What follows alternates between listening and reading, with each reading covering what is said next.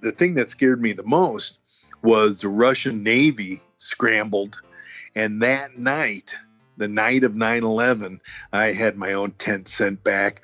And I don't know why I was awake, but I hear something and I jump out of my tent. And the Russian Navy had done a test ICBM firing and shot a rocket over south side of Kamchatka, not far from our camp. I could see it going across the sky. I'm like, oh my God, what is happening? That was Will Blair bringing us back to his 9/11 experience while in remote Kamchatka.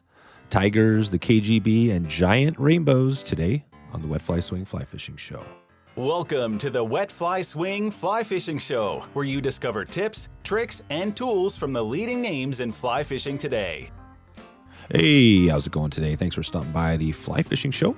Check out our Ask a Pro segment where you can ask a question and get feedback on an upcoming episode. Just head over to wetflyswing.com/askapro and submit your one-line question right now. Before we get started, let's hear from our sponsors. In today's world of mass-produced products, Stonefly Nets has reclaimed the tradition of handcrafted care with their custom wood landing nets.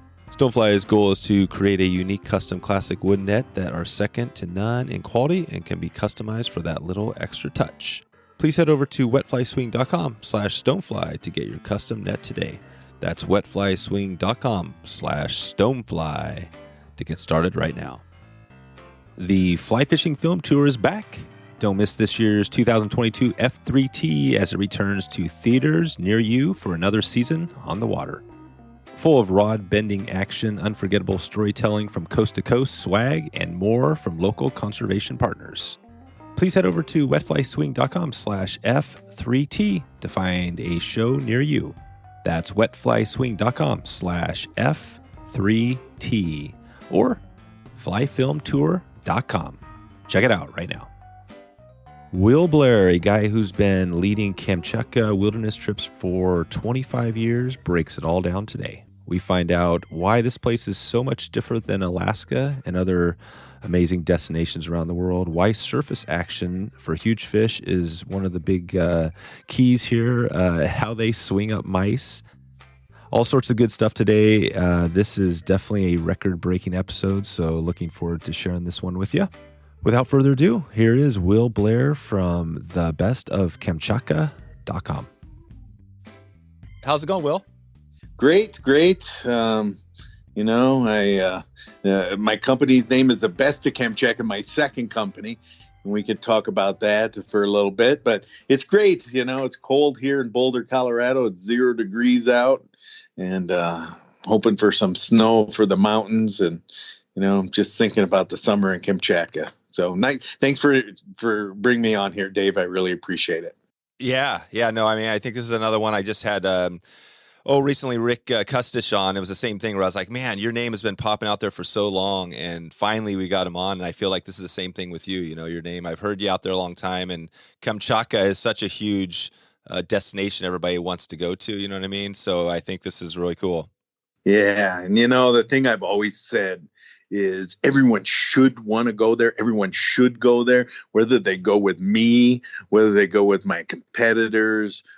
It's really, one of those, really the last great Pacific Northwest wilderness. And it's significantly different than Bristol Bay, Alaska.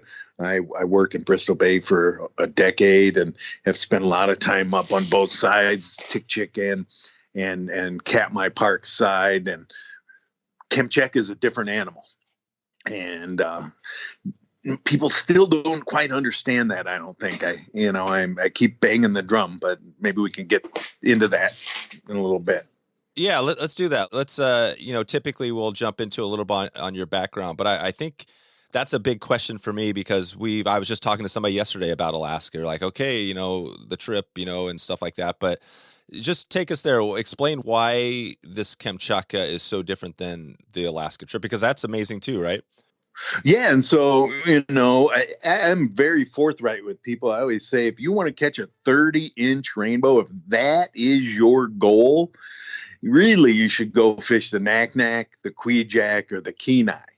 having, big, or maybe the outlet of Kukaklik Lake or Battle in late September. Those are lake associated fish. And, that allows them to really grow big in that giant aquariums. Whereas Kamchatka, everything is basically a riverine fish. So you're not, a 30-inch rainbow in Kamchatka is a pretty rare animal, has to survive a long time, has to get really lucky. And, basically on Kamchatka, there's really 4 systems where those big rainbow genetics are in the systems. Everyone's heard of the Japanova River, where I first worked in 1997 and 98 for Katmai Lodge's program. And that has 30-inch rainbow genetics in it. The Kamchatka River has 30-inch rainbow genetics in it, although it's really kind of a hard nut to crack because it's 2/3 the volume of the Columbia when it dumps into the Bering Sea up by Kamchatka. It's a giant monster, but its tributaries also have 30-inch rainbows. So we fish, like on our float trip to Tuyurt River, we've caught 30-inch rainbows in it, and because it's a Kamchatka River tributary, and some of the fly out rivers we fly to on the east side also have those big genetics. And then the Ozernaya, where we have our jet boat program, also has those big genetics. And then the Opala River down south on the west coast has those big genetics. But it's still a pretty rare nut, and I think Kamchatka has lots and lots of 25-inchers though. And so that's really one of the major differences that I tell people. The other thing I think is really super important is so Bruce King, who was the head of the Kenai River Rainbow Trout Program for 25 years, he came as a guest with us to the Ozernaya. I think it was 214. Guy knows more. I had a few biologists that have fished with me. Roger Bloom, who runs the California Wild Trout Program for 30 years, been a biologist for California. Probably the best trout fisherman I've ever guided. I wasn't guiding. You watched that guy. And if he made a cast, he was catching a trout. And he, but Bruce King took scale samples back from the Ozernaya and called me later, and he said, I think your fish grow about 15 or 20% faster than a comparable Kenai River fish. Oh, wow. And the reason really, Kamchatka has all the salmon, so these fish get flesh and eggs just like the Alaska salmon. But for instance, the Ozernaya has huge hatches of stoneflies, oh wow, caddisflies, wow, mayflies. There's times you'll see 3 or 4 different mayfly species on the water. That's amazing. In June, or excuse me, late June, early July, when we've always historically opened up as mid to early July, I mean, you still are in the midst of massive caddis hatches every single day. And, those fish are looking up. So they're surface oriented. And that's why perhaps the mousing has always been kind of the thing in Kamchatka, because really the fish for the beginning of the season have been eating lots and lots of stoneflies, lots and lots of caddisflies. And so that extra biomass that you really don't have in Bristol Bay or most of Alaska. I mean, you have American Creek coming out of Hammersley Lake has some decent hatches, and then you have the Copper River over on on Lake Iliamna has some pretty good hatches in it as well. But those are kind of banana belt rivers with cottonwoods in the drainage. One of the things that's really also true about Kamchatka is it's heavily forested with deciduous trees. So you have lots and lots of birch trees. There's 5 or 6 different kinds of birch trees on Kamchatka, lots of cottonwoods, lots of, so it's much, much warmer. And with all the volcanoes, it's super spring oriented. So, like the Ozernaya is a 120-mile long spring creek that flows at 3,000 CFS. Jeez. And so it's kind of a fish factory and a bug factory. And, that river also has crazy amounts of sculpin in it as well. And the most sculpin of any river I've seen in Kamchatka. And so that is, perhaps why the rainbows are abundant. They're very abundant. Plus there's no pressure. So. And there's no pressure. Yeah, no, I mean, you just hammered it home. I mean, adding the bugs. Yeah, if you go up to Alaska, a lot of the places you don't see a ton of bugs, but there's lots of carcasses and stuff like that. So that makes sense. This is really cool. So, I mean, typically we go back and, maybe talk about how you got into this whole thing. Well, I'm happy to give the story. Yeah. And I want to go there. I'm curious because this is a lot of, for sure, I would like to hear how, somebody might, get involved with, or at least know, kind of take us to the river and get a feel for what it's like. And you've already started to do that. But talk about this Kamchatka. So first talk about fly fishing. How did you first get into fly fishing? And then let's take it to how you actually got to where now it sounds like you're in Kamchatka a lot of the year. Well, when we've been operating, COVID has given us a big black eye, obviously. Sure, I'm there 2.5, 3 months. You can get a 90-day visa, and I've only overstayed my visa one time, which was kind of a funny story. But most years for 20 years, I stayed for 2-3 months at a time, and spent a lot of time on the water. I for the last, 8 or 10 years, I don't do the in and out to town on exchange days. I prefer to stay out in the wilderness. But I grew up in Southwest Michigan, Northwest Indiana. My dad was a big spin fisherman, loved bass fishing and bluegill fishing. And then when we were kids, we led a charmed life. My folks bought a house on Corey Lake outside Three Rivers, Michigan, beautiful glacial moraine lake.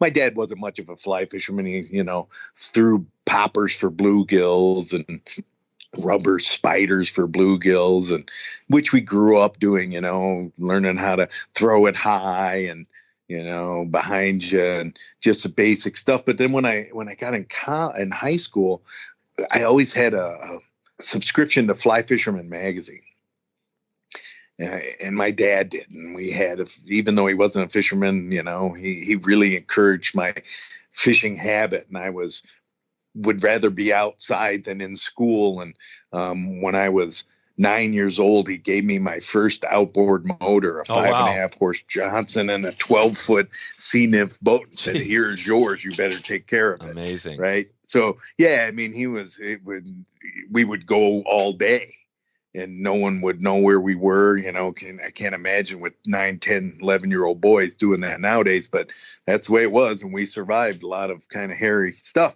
But then about 6 miles from my folks' house, there's this little spring creek in Southwest Michigan. And it's still kind of a secret. And I'm not even going to say the name of it, but it flows through some public land. And my folks used to drop us off when we were young, and we'd worm fish it. I mean, there were giant brown trout in it. And then when I started getting into fly fishing, I would just, every break in the summer times and stuff, I would go down there, and I can vividly remember it was a Hendrickson spinner fall. Oh, wow. And catching my first real fish on a dry fly was about a 21, 22-inch female during a Hendrickson spinner fall, and I heard her first. And that little spring creek became where I lived for a while. And it's still, to this day, it's the biggest brown trout I've ever caught on a dry fly, outside of like Tierra del Fuego or somewhere like that. But in a spring creek, I taped it. I was in college. It was 29-inch brown trout, and it's just a beautiful, beautiful fish. And that really sunk the hook. And then my dad's best friend, who was Jarvis Petticourt, who was an attorney, really cool cat. After I got out of college and flunkying around, he says, why don't you try and go make money being a fisherman? You're so nuts about it, right? So a friend of mine, Johnny Arterburn, and I wrote resumes to every lodge in the back of Gray's Sporting Journal. And then we went up and interviewed. I owned a drift boat and was living in Fort Collins, Colorado at the time. Drug my drift boat up in January. We were so poor, we slept in the back of the truck on the bank of the Bighorn. Interviewed with Dave Egdorf, and I got my first job in Alaska. Oh, wow. And worked there. And then John Randolph came out with this article, and I think it was April of 1993, Fly Fisherman, about this mysterious place called Kamchatka and Sopachenya River, and no people and huge trout, and I was just totally enamored. And my friend John didn't really like working for Dave Egdorf's program because it was super hardcore wilderness. He was kind of a city kid from Denver, and so he decided to switch to Katmai Lodge. Well, everyone in the early 90s, mid 90s that interviewed at Katmai Lodge, I mean, Eastern Rises, Frank Smethurst talks about this. Everyone who interviewed at Katmai Lodge in the 90s was told, well, if you come work for us, you'll get to go to Kamchatka if you're really good, right? Yeah. And so I was already out of my mind for it. So I actually interviewed in 95 at the Denver Fly Fishing Show and just kind of made myself a burr in their bonnet, and went up and switched from Western Alaska's fly fishing over to Katmai Lodge. Found out the same thing that Frank did, that it was kind of a come on, the carrot that they held in front of the horses. And because I got there and all the other 30 guides had all been told the same thing, right? Yeah. But I was stubborn and willing to work hard, and had really pushed. And then a good friend of mine who was one of the Kamchatka guys, Steve Perry, who ended up being head guide up at Dean River Lodge for years afterwards, he quit in the spring of 97, and he was their Sopachenya guy. And so I ended up getting to go. Wow. And went over to the Sopachenya and was there the summer of 97. It wasn't that good fishing. The fishing wasn't that great. It had the hugest pink salmon run I've ever, one of the biggest I've ever seen. I mean, there was pinks ran up the thing for 3 weeks straight. You couldn't hardly catch a trout to save your life because there were so many salmon around. I mean, right. When they all died off in September and the water got clear and cold, then we had some pretty good trout fishing. They're big whoppers, right? And then the summer of 98, the guys who were my bosses all quit. The two bosses at Katmai, so they sent me over as the head guide and manager in 98 of the Sopachenya program, at least the American manager, and which was kind of just a figurehead title, didn't mean anything. And the fishing was really, really good when we opened up in July. The water was low and clear. The one rub with that river was it has Karamskaya volcano in its drainage. Oh, wow. Which is a super active little volcano. They call it the little engine of Kamchatka. It's super active. And in the drainage, whenever it rained, boy, you'd get blown out. Oh, right. And so the summer of 98, we were blown out for 2 full weeks. 2 full groups got to fish one day on either end of their trip. And I'm like, man, this is miserable. And the fishing was good prior to that when it was clear. And then it cleared up and it was pretty good, low, clear, dropping water. It's really good. But then, and I just wrote about this on my Facebook page, I was in town in the summer of 98, and we were supposed to go to the Sopachenya Steelhead program. Myself, Monty Ward, and Ryan Lampers, we were guiding on the Sopachenya together, and this was our second year, and we were supposed to go steelhead guiding. Well, the owner of Katmai Lodge, Tony Sarp, he's now passed away, was notorious kind of, tough guy to deal with. And I went into a meeting in Petropavlovsk, where Andrei Sitsko, one of the partners back then, and Jan Kutz, the outfitter on the West Coast, who the fly shop still works for on the Sedanka and the Prishnikova and some of their trout programs and their steelhead program, hands me the contract he had just received from Tony, and it says, if there is any complaint by an American client about food, lodging, transportation, blah, blah, blah, blah, blah, Jan Kutz Limited will reimburse Katmai Lodge Limited $1,000 per complaint. And I threw it down. I was like, that's nuts, man. And he's like, does he think we're idiots? I'm like, yeah, he thinks everyone's an idiot. And so we didn't end up going for the first couple weeks to the Sopachenya Steelhead program. And the two groups that didn't end up going came to Sopachenya. Well, as a kind of, sorry guys, here you go, they decided to do an exploratory steelhead trip on the West Coast. So we flew over to a river called the Kolpakova, and we landed on mid-upper Kolpakova, pretty upper Kolpakova, get out of the helicopter, unroll the rafts. In the first week, we had some really experienced Alaska guys. I mean, before we had the rafts blown up, those guys had hooked 100 rainbows. Jeez. And all of us fished that week. We, the lesson learned was all of them, and we were piled into that particular 15 miles of river. And everyone, the guides, everybody fished that day. I mean, we must have hooked 500, 600, 700 rainbows. It was nuts. Most insane trout fishing. And they weren't as big as the Sopachenya fish. They were, 18 to 25 inches. But you couldn't dip your fly over the side of the raft, literally, and not have a fish swim up to the raft and grab it.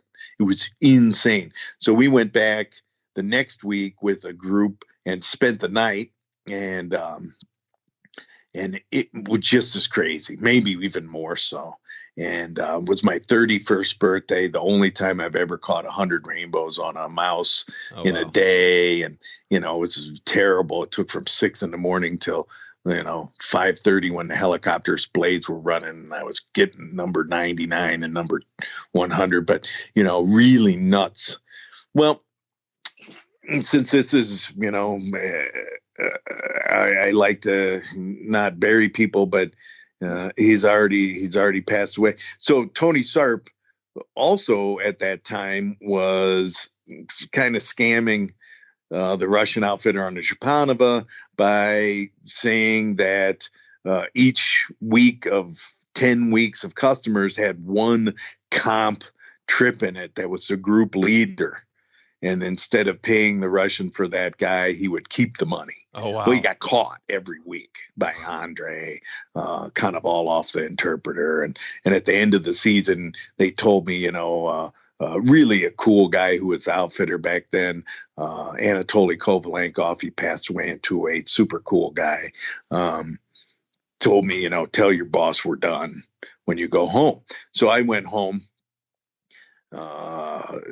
left Katmai Lodge's employment, went and told him, I really wasn't interested in guiding on the Alagnak in Alaska. And after I'd seen the Kolpakova, especially, I was like out of my mind. Here's this river where you can go catch hundreds of nice rainbows every day, and there's no one there. And it's beautiful, crystal clear, braided, looks like the Kamchatka, or looks like the braids of the Alagnak, and just spectacular. And so I left, and then I was introduced to a guy out of Colorado through another friend, and we started Kamchatka expeditions. And that guy has also passed away. And I did 12 sports shows that next year. We did 16 people the summer of 3 groups the summer of 1999. But that's when I met Victor Reberkoff, my partner then and my partner now. And really bright guy, former KGB major, serious guy, honest guy, kind of no BS kind of guy. And we ran 3 weeks that year. I did 12, 14 sport shows that next year. My American partner, he was sick. He had cancer and was not really involved that much.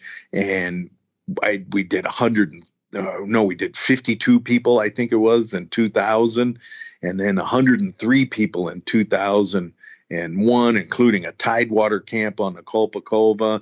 And I did my first exploratory trip up north on Two-Yurt, where we do our current float trip. And then at the end of the season, after 9/11, I actually stayed in Kamchatka. I was in Kamchatka on 9/11. Oh, wow. And I stayed another couple weeks. And then right when Kenny Morris started Flywater Travel, he brought a group the last week of September 2001, first week October, and we floated Two-Yurt. And really spectacular fishing. But on the way home from that, we land in a little village called Anifguy to refuel a helicopter. And Victor, my partner, goes into the pilot's apartment and comes back with this fax from our partner in the U.S., Rudy. And it says, screw you guys. I'm done with you. I'm keeping all the money. You can keep the equipment. Well, I didn't have, Victor had the control of the equipment. I had control of nothing. So I go home. He won't talk to me. He won't call my wife. My wife's trying to get him on the phone and won't talk to us.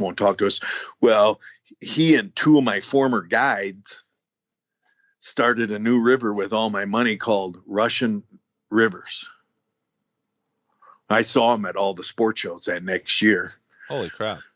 Oh yeah, I was pretty pissed, to say the least, especially considering one of them had been a friend and, another one. So this is your partner in this current my thing? American partner. Your American partner. He basically just said, screw you, out of the blue. We're done.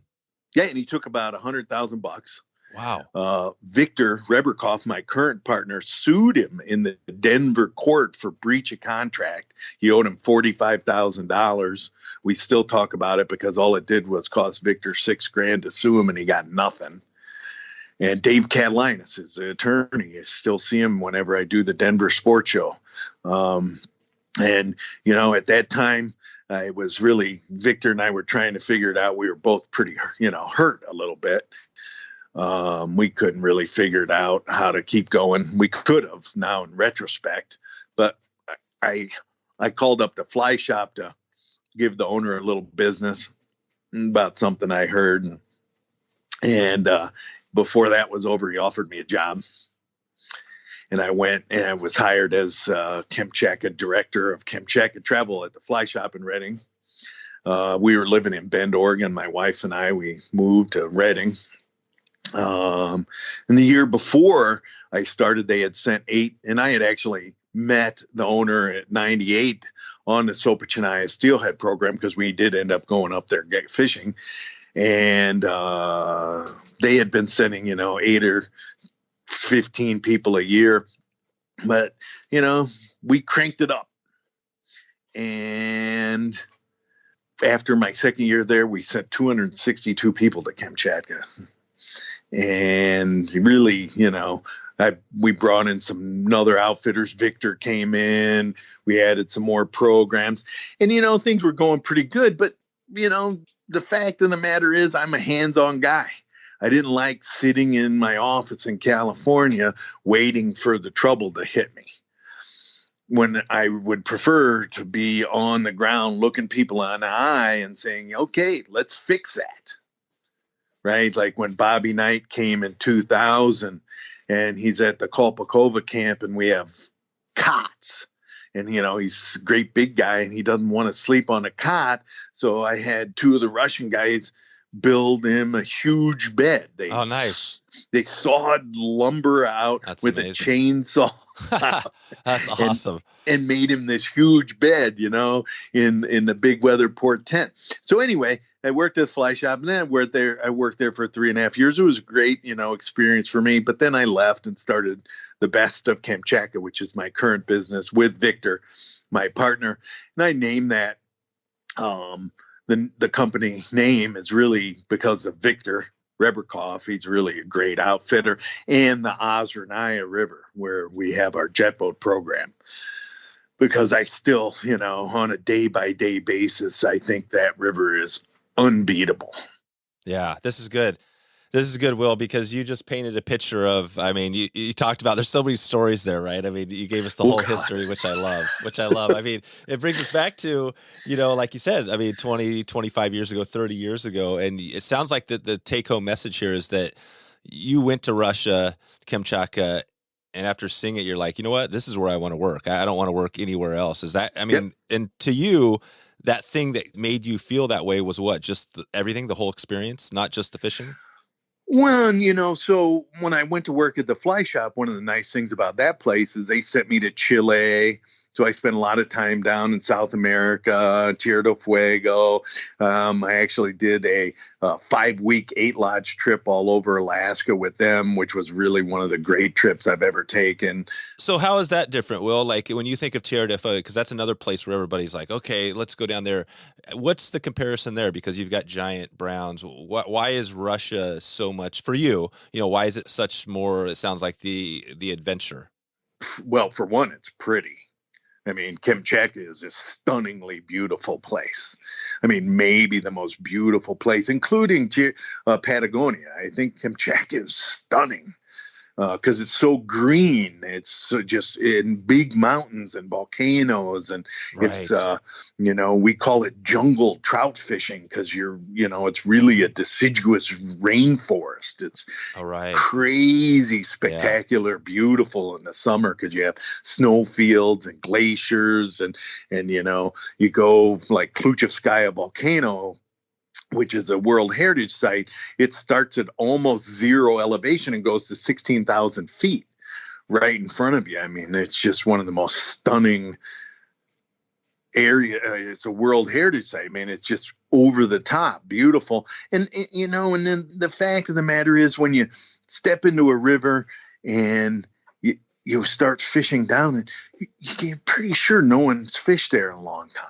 Right. If ever, right? Yeah. And, the fish really behave very differently, and they're native. This is not a stocked fishing program. These are not, so the Teagill River on the West Coast is what they call the birthplace of rainbow trout, steelhead, and salmon. And, we fish that a lot on our flyout program. A lot of its tributaries. The fly shop does the Sedanka and the Prizhnikova float trips. And it's just the fish behave the way they're supposed to. And if you think there's a fish at a spot, 90% of the time there is. And if there's not, you step down 5 feet and there's one there. So when you're doing this, Will, you're not ever out there like after all these years, kind of at that point where, man, I've caught so many fish. I'm kind of getting tired of this, the fishing. Like, you know what I mean? Like, it feels like that's not the case for you. It's more, it's just you love catching fish, and the experience is always there in Russia.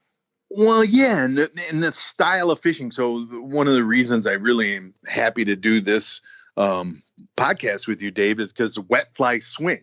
Yeah. So basically, that's what we do on Kamchatka, other than when you're upstream and across or dry fly fishing. The rest of it's basically a wet fly swing. Oh, it is? Yeah, and we're downstream and across.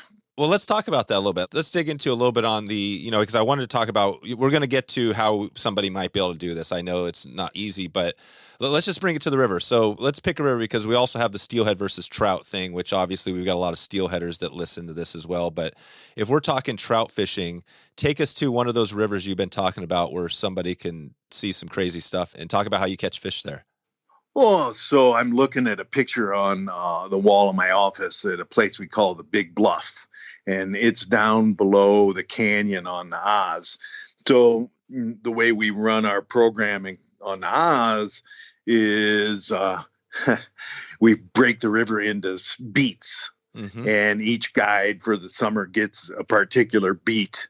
And for years and years and years, I would take the canyon downstream, which is the farthest down, craziest jet boat driving through the canyon. And, maybe the most challenging fishing because it's much bigger river. I mean, the area I'm looking at is 150 yards, 200 yards wide. Oh, wow. And, you can make mistakes there, but by picking the wrong water. But like the place I'm looking at, the Big Bluff, you park the boat, you get out, and it's all lava ledge rock for half a mile below you, and you just cast it downstream and across. And one of the things that's very fascinating is we can talk about mouse fishing, because that's how we do it. It's downstream and across. Oh, wow. And we cover water, and you can do it in the middle of the river, you can do it against the bank.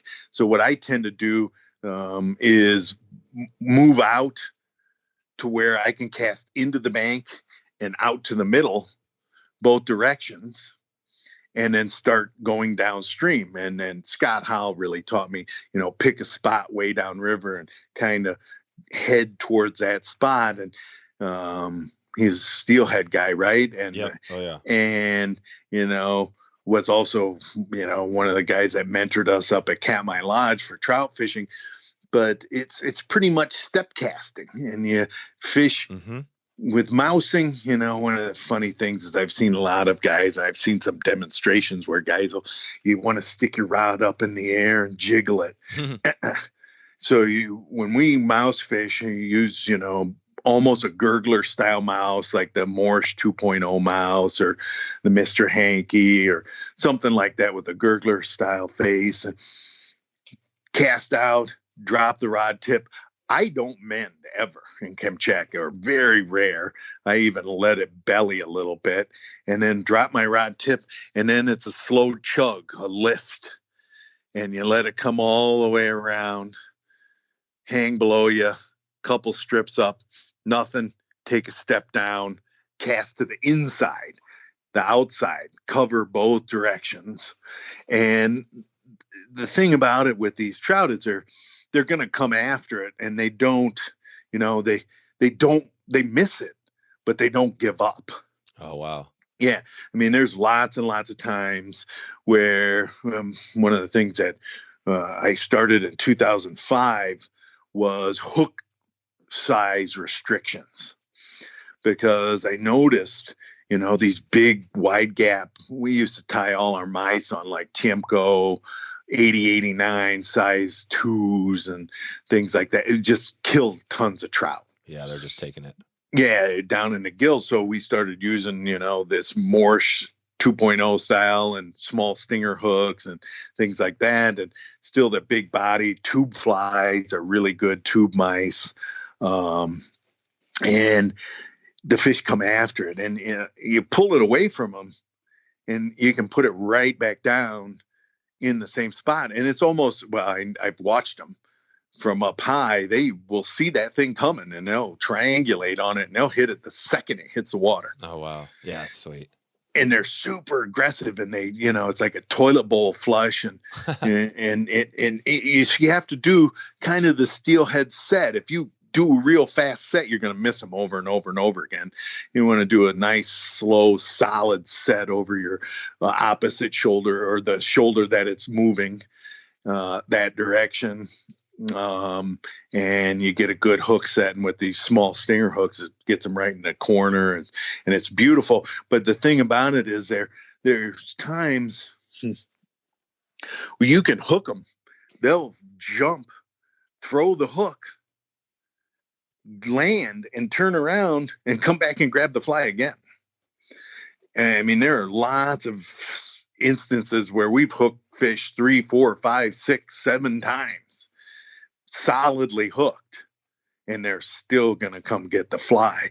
And I don't know if that's has to do with genetics, because if you talk to the Russian biologists, there are different genetic strains of rainbows on Kamchatka.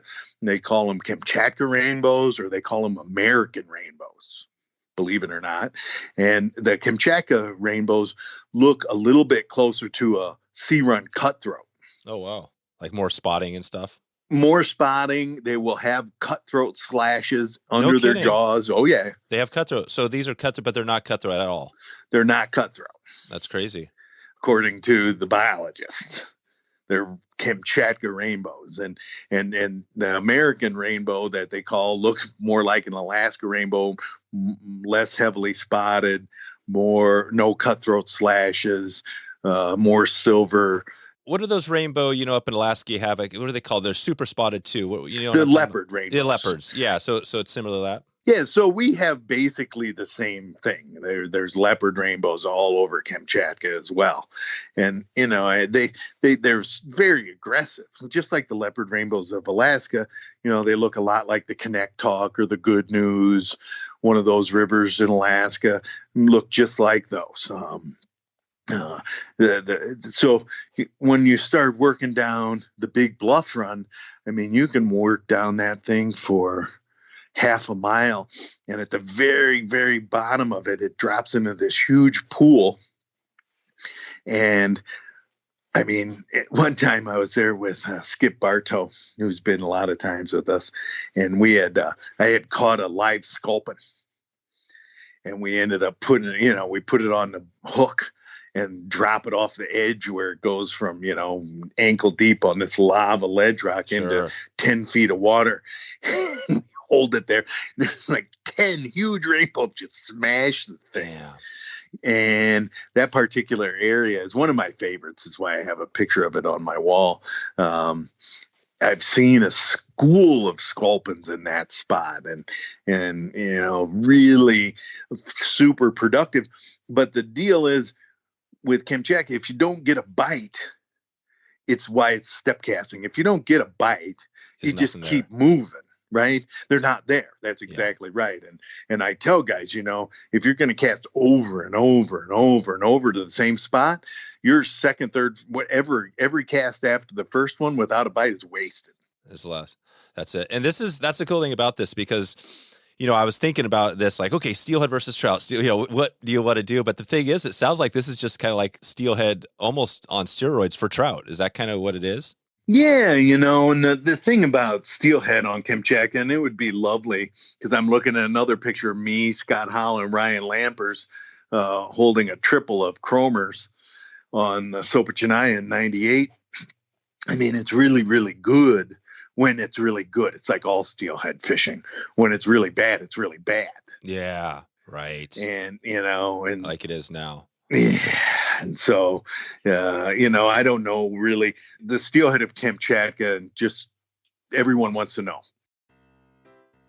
Let's take a quick break for a word from our sponsor. The CRC system from Trxstle provides secure and convenient storage for your fully rigged fly rods with unsurpassed gear protection. Every CRC system comes with secure mounting clamps, padding in the reel compartment, and their proprietary suspended rod liners. Leave your gear on your vehicle full-time, or quickly take the CRC system down and telescope it into carry mode in just a few minutes with the fastest and easiest to use mounting system on the market.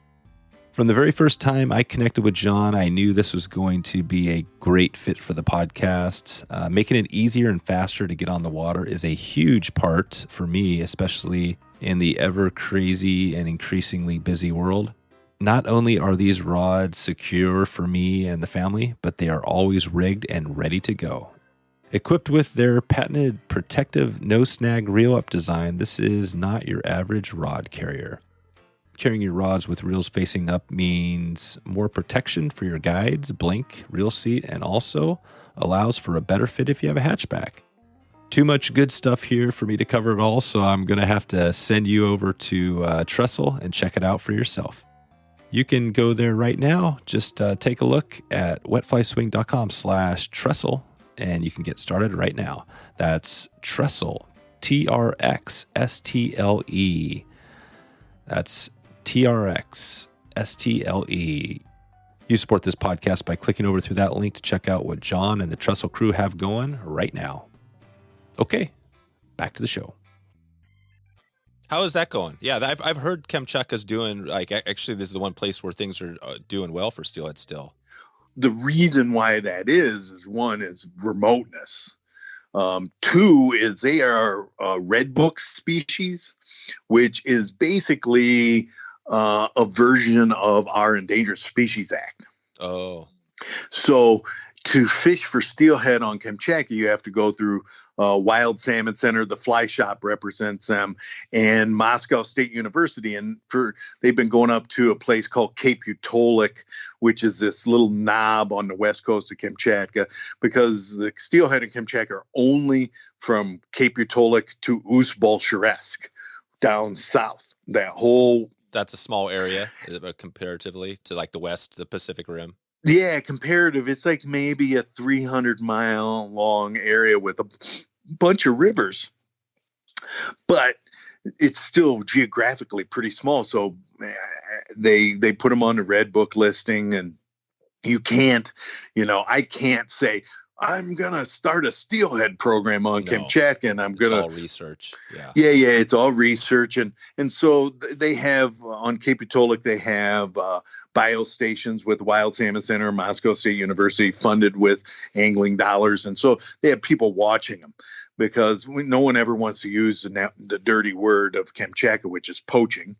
The rivers, like we were on the Sopachenya, I don't think anyone's sport fished that since Katmai Lodge's last year there in 2000. So 21 years ago, right? I had a biologist friend of mine tell me it's still good. And that's probably just because it's so remote and so hard to get to and so expensive to get to. And, some of the rivers down south.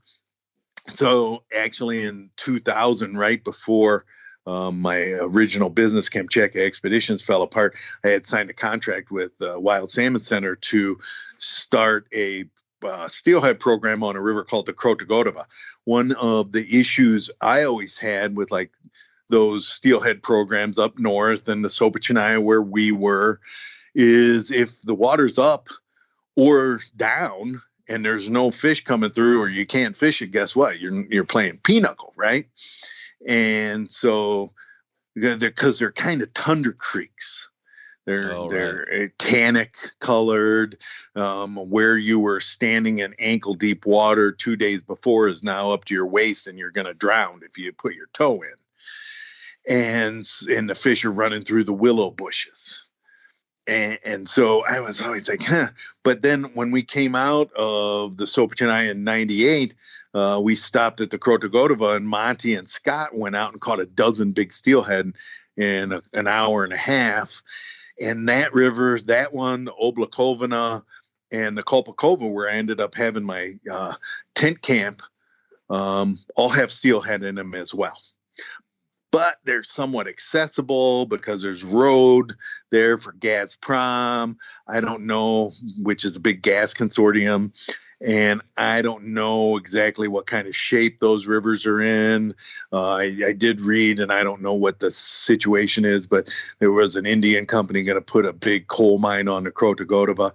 But there's some others, the Icha. So my plan was, because those rivers down south are bigger, they have good rainbow populations in them, that if you don't have any steelhead coming through, you can go trout fishing, right?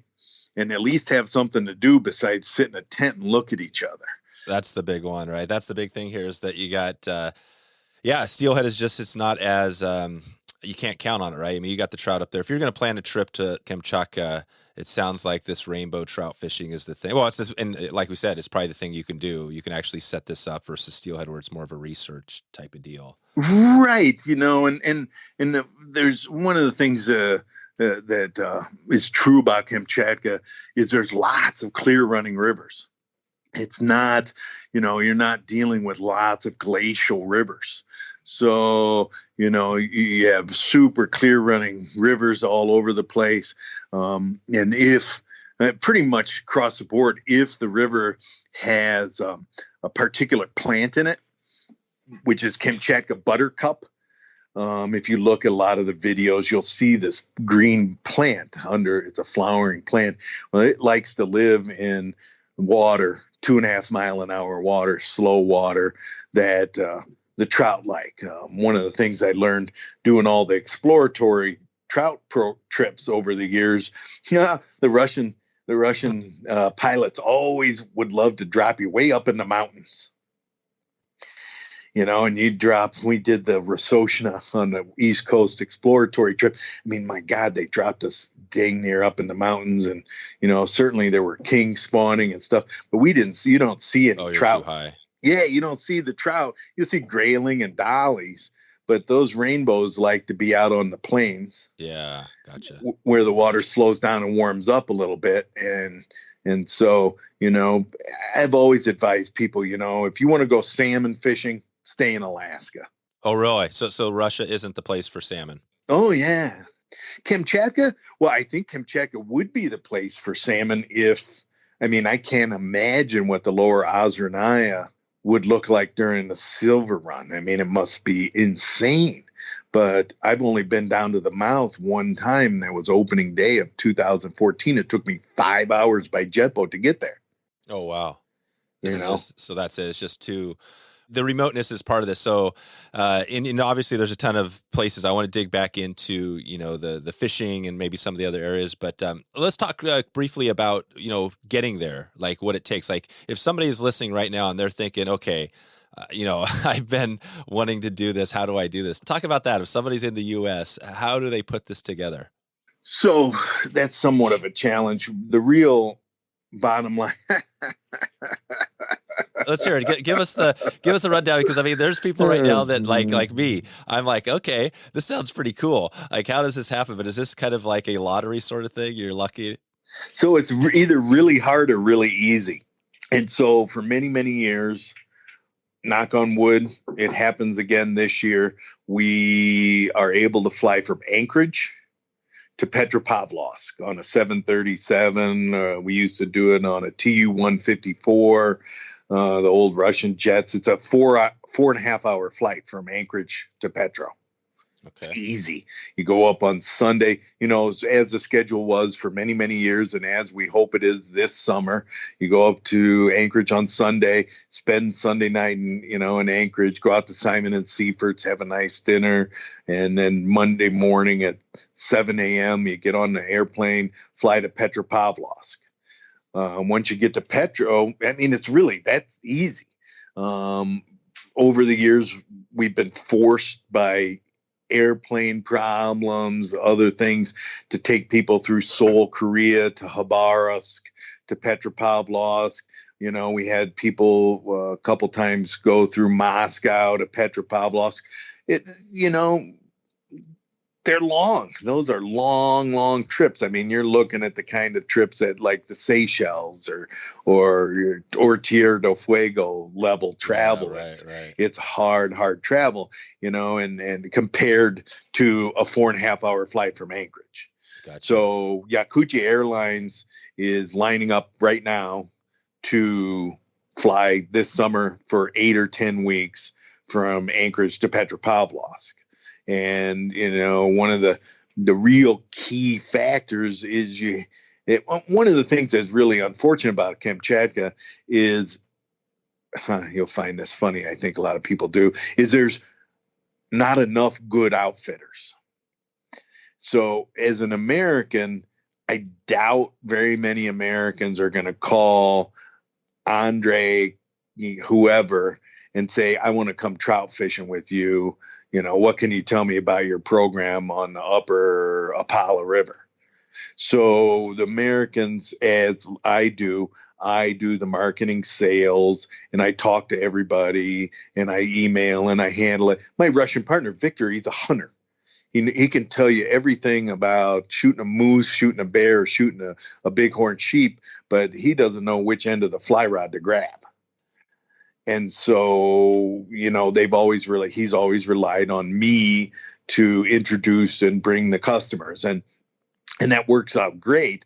But, I'm one guy. We have 3 programs. Maybe we'll expand to other programs in the future, but I have a limited amount of bed space. The Fly Shop has certainly expanded their programs and done more stuff, but they also, they have the real key is to find somebody who's going to be an incredibly reliable Russian partner, because that is not always the case, or an incredibly reliable American partner. That's right. So you guys don't have a problem filling trips up here. This is not something where you're like, oh, we're worried about getting filling all these slots. It's all covered. You don't need to do a heck of a lot of marketing. Is that the case? So, well, I do quite a bit of marketing, and pre-COVID, it was always, a scramble to fill, So the Ozernaya, where our jet boat program is, has always been the easiest to fill. We take 8 people a week there. We have 4 jet sleds. We're on a super remote, insane river. We have 4 cabins, 2 people at a jet boat. Svetlana Halavina, who runs the program, is an English teacher. She's the best. I'll put our food at that program against any lodge in the world. Really? Any lodge in the world. So this is the lodge. So this is like your Kamchatka lodge trip versus, say, throwing out the rafts and doing the remote raft trip. So we don't have a trip where we don't have cabins. Oh, gotcha. So our float trip below Two-Yurt Lake, there's 5 sets of cabins we've built. And so people float in between the sets of cabins. I've done a lot of tent camping over the years and remote float trip tent camping. That's fine. But, for instance, you're just not going to get the demographic who has the time and the money. Yeah, you got to make this comfortable. This is an expensive trip. So somebody that's coming wants some, like you said, Bobby Knight doesn't want to sleep on a cot. No, he doesn't want to sleep on a cot. He doesn't want to pack his bags every day. And so guys go to the Ozernaya Lodge and they have their own cabin and they explode in their cabin and they cruise on down to the dining room, and Svetlana has coffee at 5:30 in the morning, and she's making breakfast to order and has a giant pile of blini or crepes.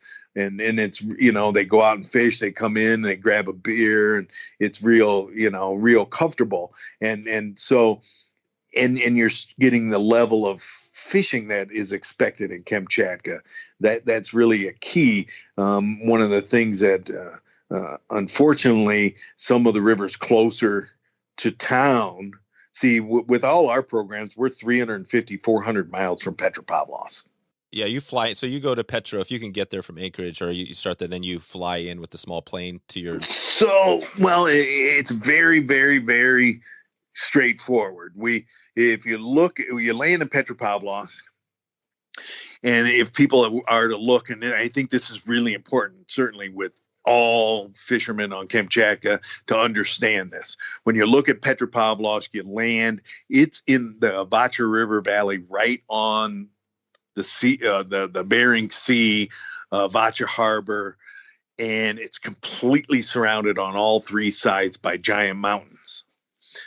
So back in 2007, I remember Bobby Knight, when we had the Kolpakova camp, we had to fly from Petro by helicopter to camp. By heli.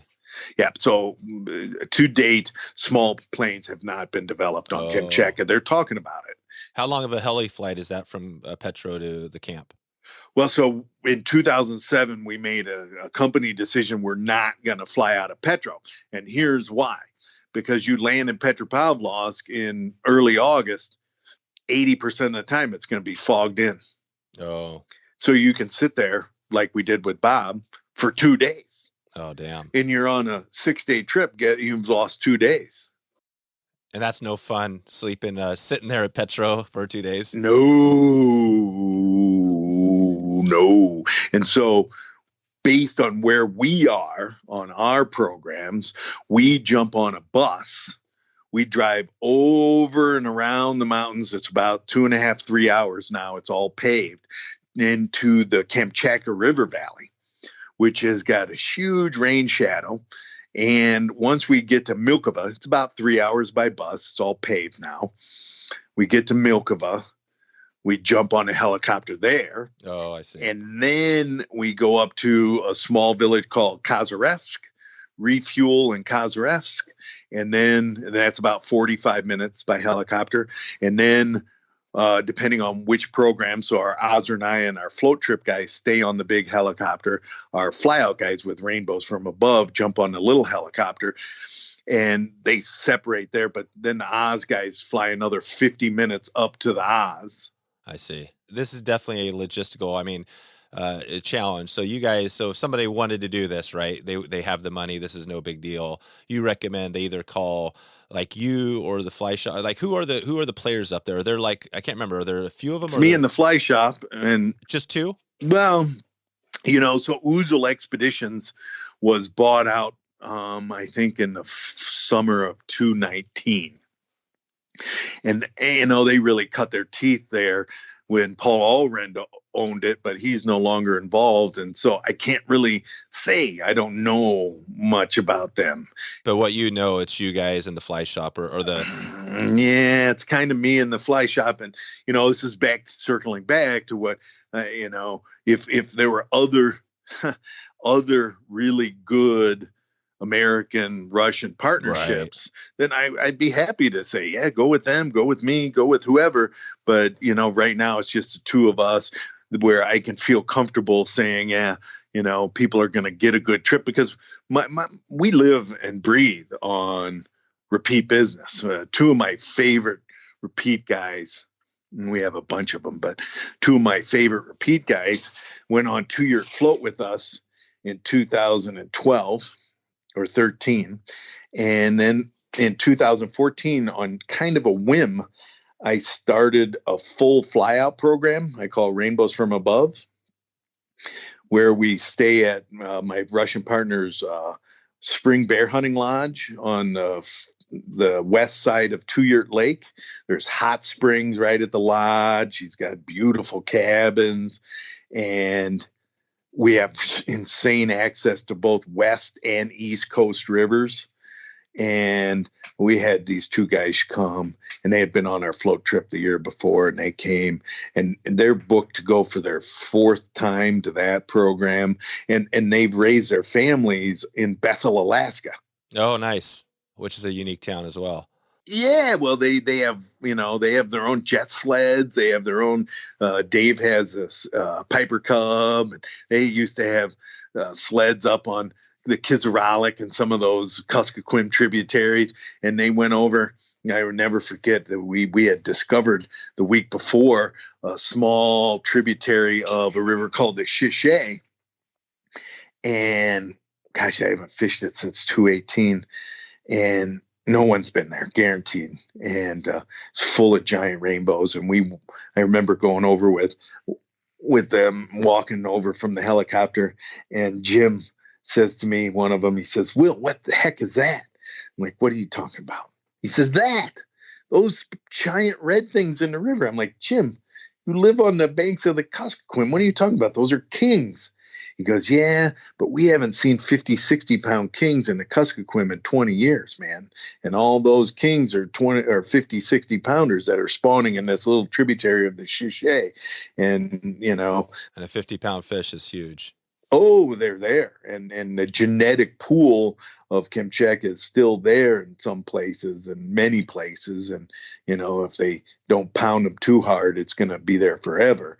And, So it's a numbers game. I think about that because the Alaska, I always think of, okay, Alaska is it's the last place, right, where you could have, because, California salmon and there's lots of issues, but up there, and Alaska's seeing issues now, but you're saying Russia doesn't really see that, and that's mainly just because of the pressure. Oh, it still has issues. I mean, Kamchatka is heavily commercially fished, and there's also poaching for red caviar.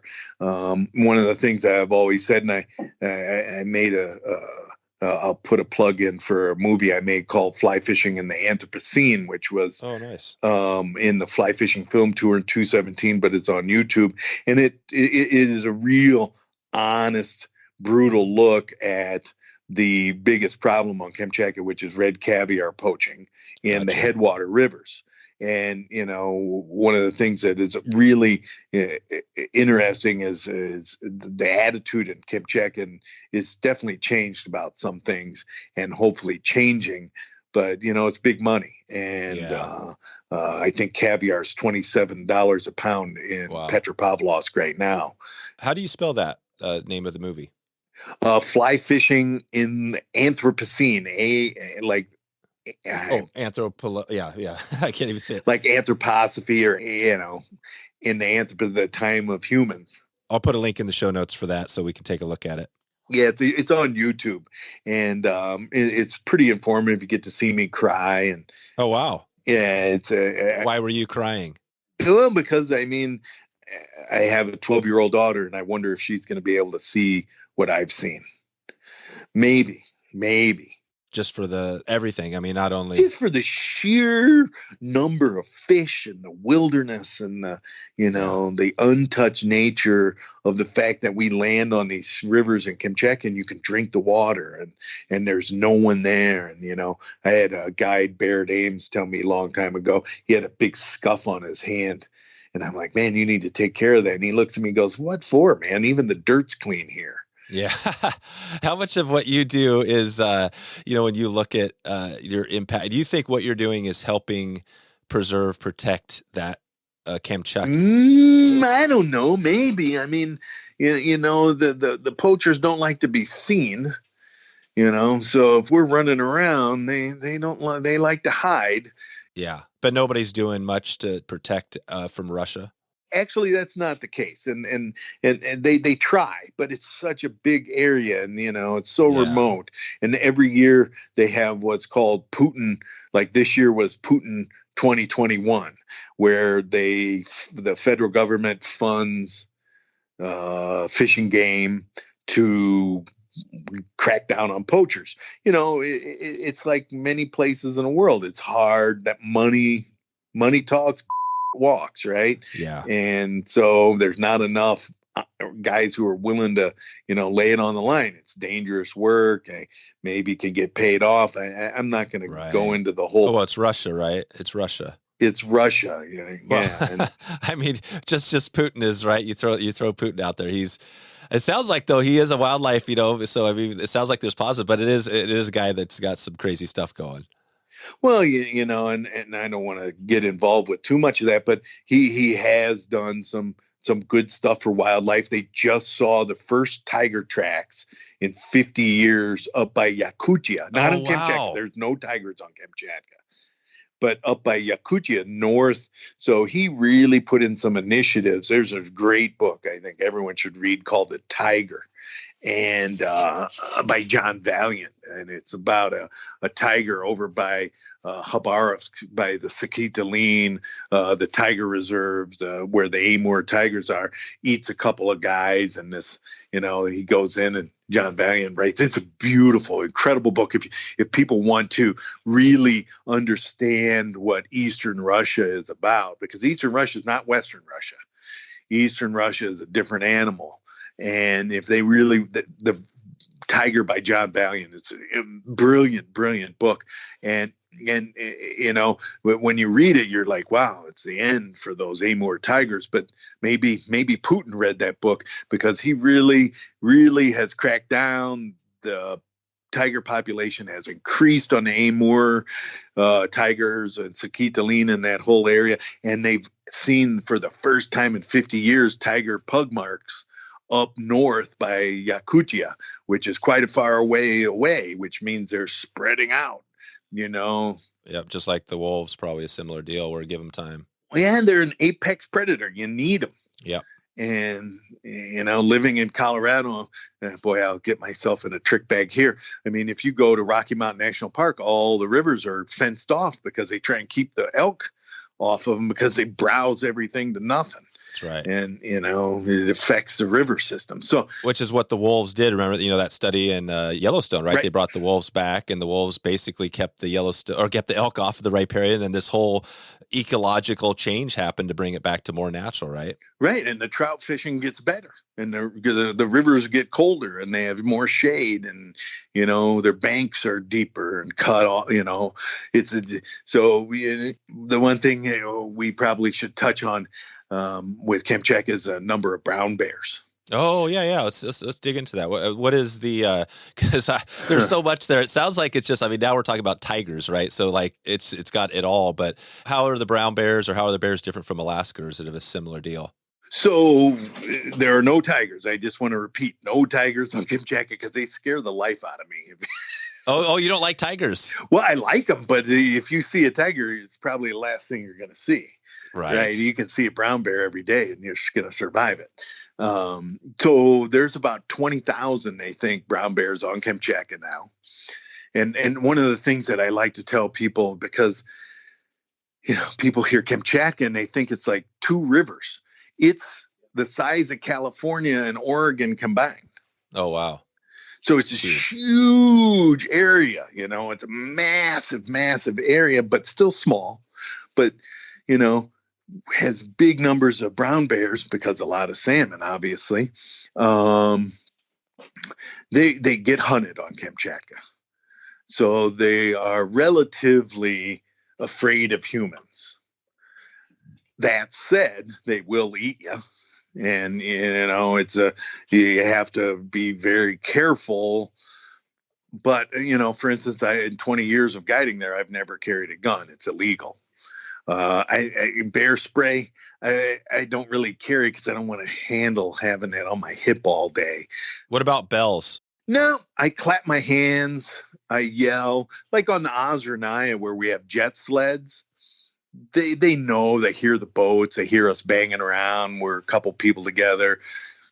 On our float trip program, you can get a little closer to them because you're quiet.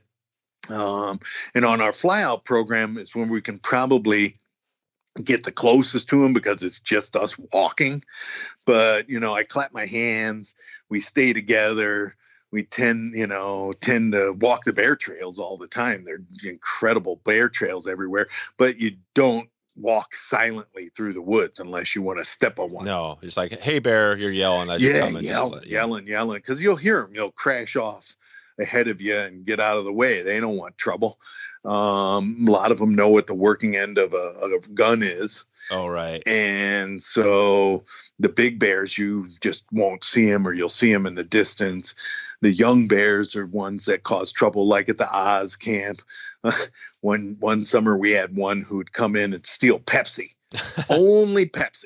No kidding. Like open the cooler and grab a Pepsi. No, we have like this dugout storage area in the hillside behind the dining room kitchen where, we've dug a thing into the hill to cool, keep, carrots and gotcha. Everything, the storage place. And it's right across. There's a little creek right behind the dining room.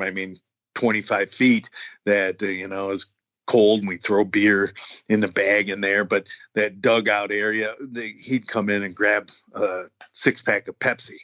And, one time he grabbed a wheel, or a different one grabbed a wheel of cheese, like a $250 wheel of cheese. And that thing still hasn't pooped, that poor bear. But they can be, it's the young ones that are troubled. Yeah. Do you guys have to ever, like, what happens when it's a troublesome bear? Is it something? They can die. Well, we try not to kill them. Yeah. But, there's rules about it. But you can't take the chance. In 213, I'm looking in my office right now. I have a necklace of great big giant bear teeth from one that got shot at the Oz at 213 right by cabin 1. You just can't. He was a 10-foot bear, 1,000+ pound bear, and he just wouldn't stay out of the camp area, the lodge area, ever. No matter, we shot him in the butt 5 times with birdshot, threw rocks at him. The bear dogs are biting him every day. And, so every lodge, every camp area has what are called Kamchatka Lykas, which is a specific breed to Kamchatka of bear dog. Oh, wow. Yeah, what do they look like? They look like a husky, but they have a curly tail, big fluffy curly tail. And on my Facebook page, I have drone video of our 3 dogs biting and chasing a bear right at the lodge area. And, they do a really good job, but sometimes the bears are, they're... Oh, yeah, they're big, 1,000 pounds. Yeah, they're big, Has anybody ever died or been mangled by a bear up there? No, none of us. No. But you've heard stories? You've heard stories about that? Oh, well, people get eaten every year on Kamchatka. But it tends to be locals who, I think an interesting one was, maybe 10 years ago, some miners, some gold miners or whatever had poached the river so bad on the West Coast somewhere that the bears came. There's no food, and they ate 3 miners, right, and had the other 30 trapped in their cabins. Jeez. And so if the bears have food, they're benign. Yeah. It's when we distress their food source through either overfishing or maybe perhaps a bad berry year. Yep. Because they go through very specific, when we went to the mouth of the Ozernaya, I drove down there with the guys, and there's a commercial fishing base down there, and they knew we were coming, and they were really cool to us, and they had really wild dogs, and it was July, and the salmon were just starting to come.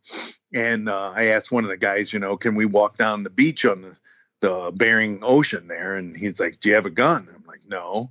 He says, it's not a good idea. I'm like, why is that? And he says, well, the bears are going to eat you if you do.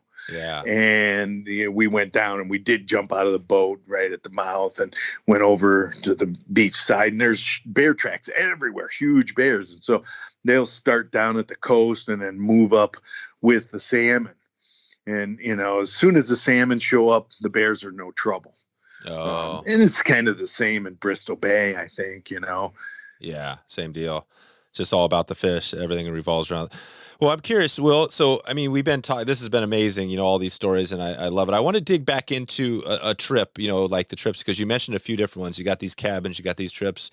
If I think of myself coming up there, I would love to do like throw out the rafts and do kind of it's all remote, but I'd love to kind of check that out. What would be that trip if you wanted to go up there, maybe swing some of these mice, or maybe it's get into Stonefly or something like that for these rainbows? How would that raft? Can you take us to doing that raft trip? What that looks like? Okay, so 2 year, we take 4 people a week. We have 5 sets of cabins. One of the things that it really, after working on the Japanova and having some dirty water, I really, one of the words I learned in Russian, chista, which means clear. So chista voda is clear water, because there's enough clear rivers there that I don't have any interest in going to a river that has color or is potential for dirty. It just seems crazy to me. And so my Russian partner in 1999 signed a 49-year federal lease with the Russian government for the entire Tuyurt River Valley. Wow. So that starts at Tuyurt Lake. Tuyurt, how do you spell that? Well, we just call it Tuyurt, Twoyurt, like Tuyurt. Oh yeah, Tuyurt. Yeah, so it was a historical area where the reindeer herders would summer was up at the base lodge, where the base lodge is, and up in the hills there. And there's not much of that anymore, but he signed a 49-year federal lease. The lake gets, I don't know, 500,000 sockeye salmon in it. Silvers, chums. We've even seen kings spawning in the lake. Nice. And he does bear observing, in the summertime in July. You can go down to, it's a 20-minute hike from where we are doing our fly out to Upper Tuyurt River. You can go there, and he's got little towers built, and you can see 20 giant brown bears. It's like going to Brooks Falls in Alaska with no people. And so, on the far side of that, where it comes out, where the outlet is, it's really good trout fishing. And so we put in, that's where we do our float trip. It's always clear. There's no chance of it blowing out. So you heli in? Do you heli into the spot? Oh, yeah. You got a heli only. And so what we do is when we split at Kazarevsk, the Ozernaya, the 8 people going to the Oz and the 4 going to Tuyurt, stay on the big Mi-8 helicopter, fly up, drop the Oz guys off, and then fly back down southwest about 25 minutes, grab the staff at Camp 5 on 2-yurt with all the rafts and equipment, and then shuttle the rafts and equipment up to Camp 1 on 2-yurt where the float trip starts. Gotcha. And then the full first day, we used to actually have, we don't start at the lake because there's a canyon that's pretty much impassable for rafts. It's not for salmon, but it is for rafts. And we used to have a camp right at the mouth of the canyon on the downstream, but the pilots hated it. So we ripped that camp out and put one down below where Camp 5 is and use the wood for other stuff, other buildings. And so the full first day on that program, we hike up towards the lake. And it looks a lot like a Rocky Mountain trout stream, except there'll be 50-pound salmon spawning in it, chums, kings, and the rainbows. So the one thing we can talk about a little bit is rainbows of Kamchatka are like rainbows of Alaska. They migrate significantly. And so the 2-yurt river flows into a giant river called the Yalovka, which is bigger than the Willamette. And then that flows into the Kamchatka River, which is, like I said, 2/3 the volume of the Columbia, and, has giant rainbows in it. And those rainbows follow the salmon up into 2-yurt where we do our float trip. And so the first day we walk up and you can skate, you can dry fly fish, streamer fish. A lot of guys, frankly, will just put on a black and white Dalai Lama and they may not use a different fly the rest of the week because that's all you really need. And what is describe the Dalai Lama, that fly? What is that?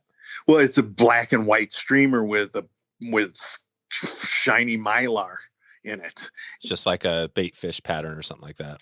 Yeah, it's this big streamer pattern, and you downstream and across swing it. And, I tell guys, you could use one of those all week.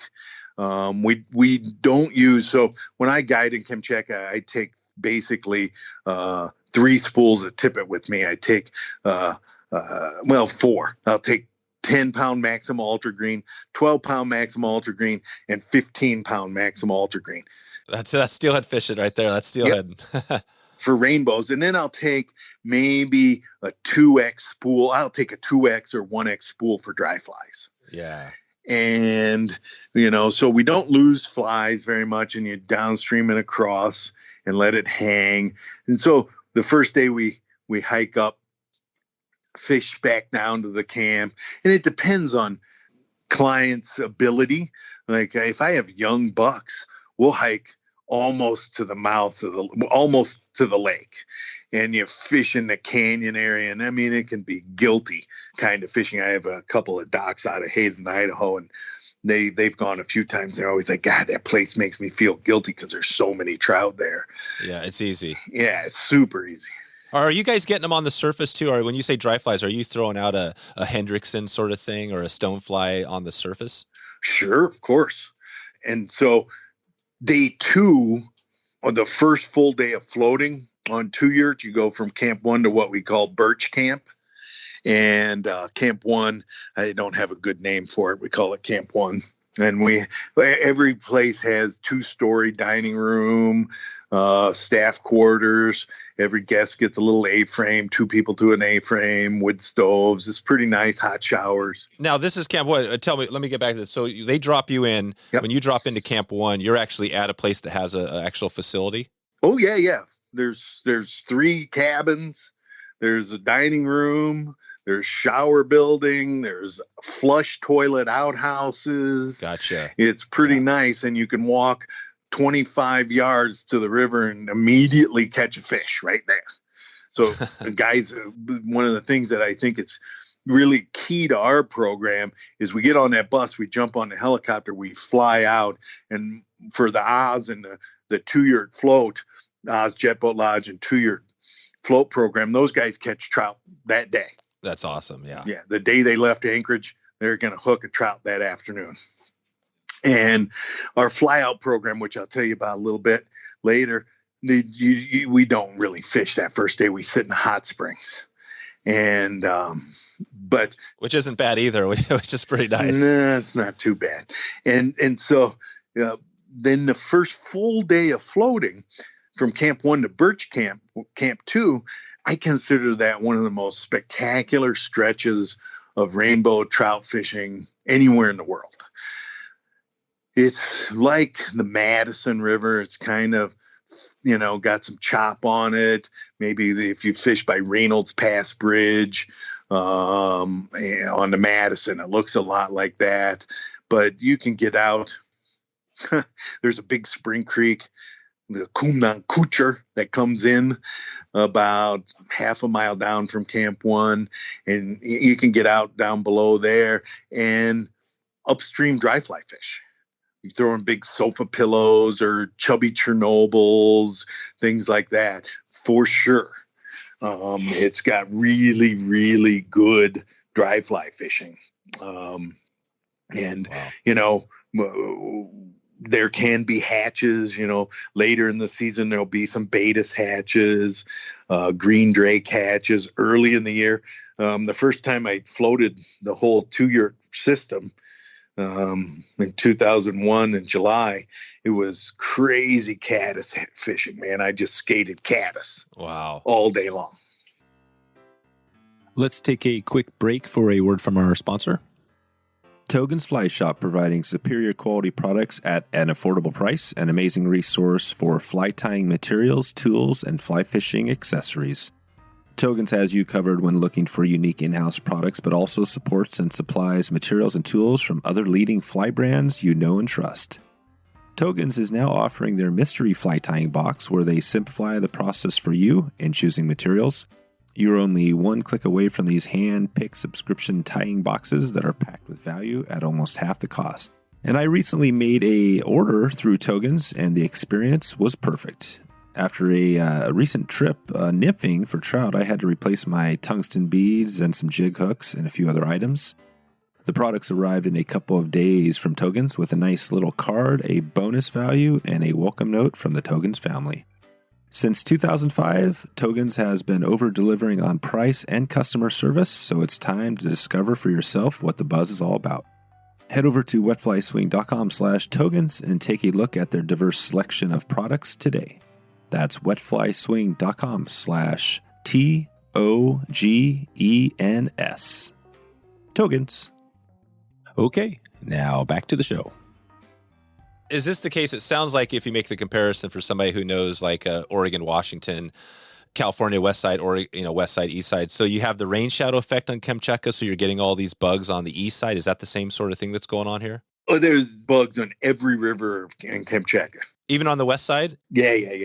Everywhere. So why is that? Why is that compared to, say, the U.S.? Why would there be bugs? Is it just a desert, more of like it's a forest, but, again, you think of the west side of California, Washington, Oregon, where you have It's not that rain shadowy. It's not like Bend, Oregon, where it becomes high desert. No, it still gets enough rain that it's rain, Yeah, and the bugs come from it's a different environment. Yeah, it's warm. The rivers are warm. They have really good alkalinity.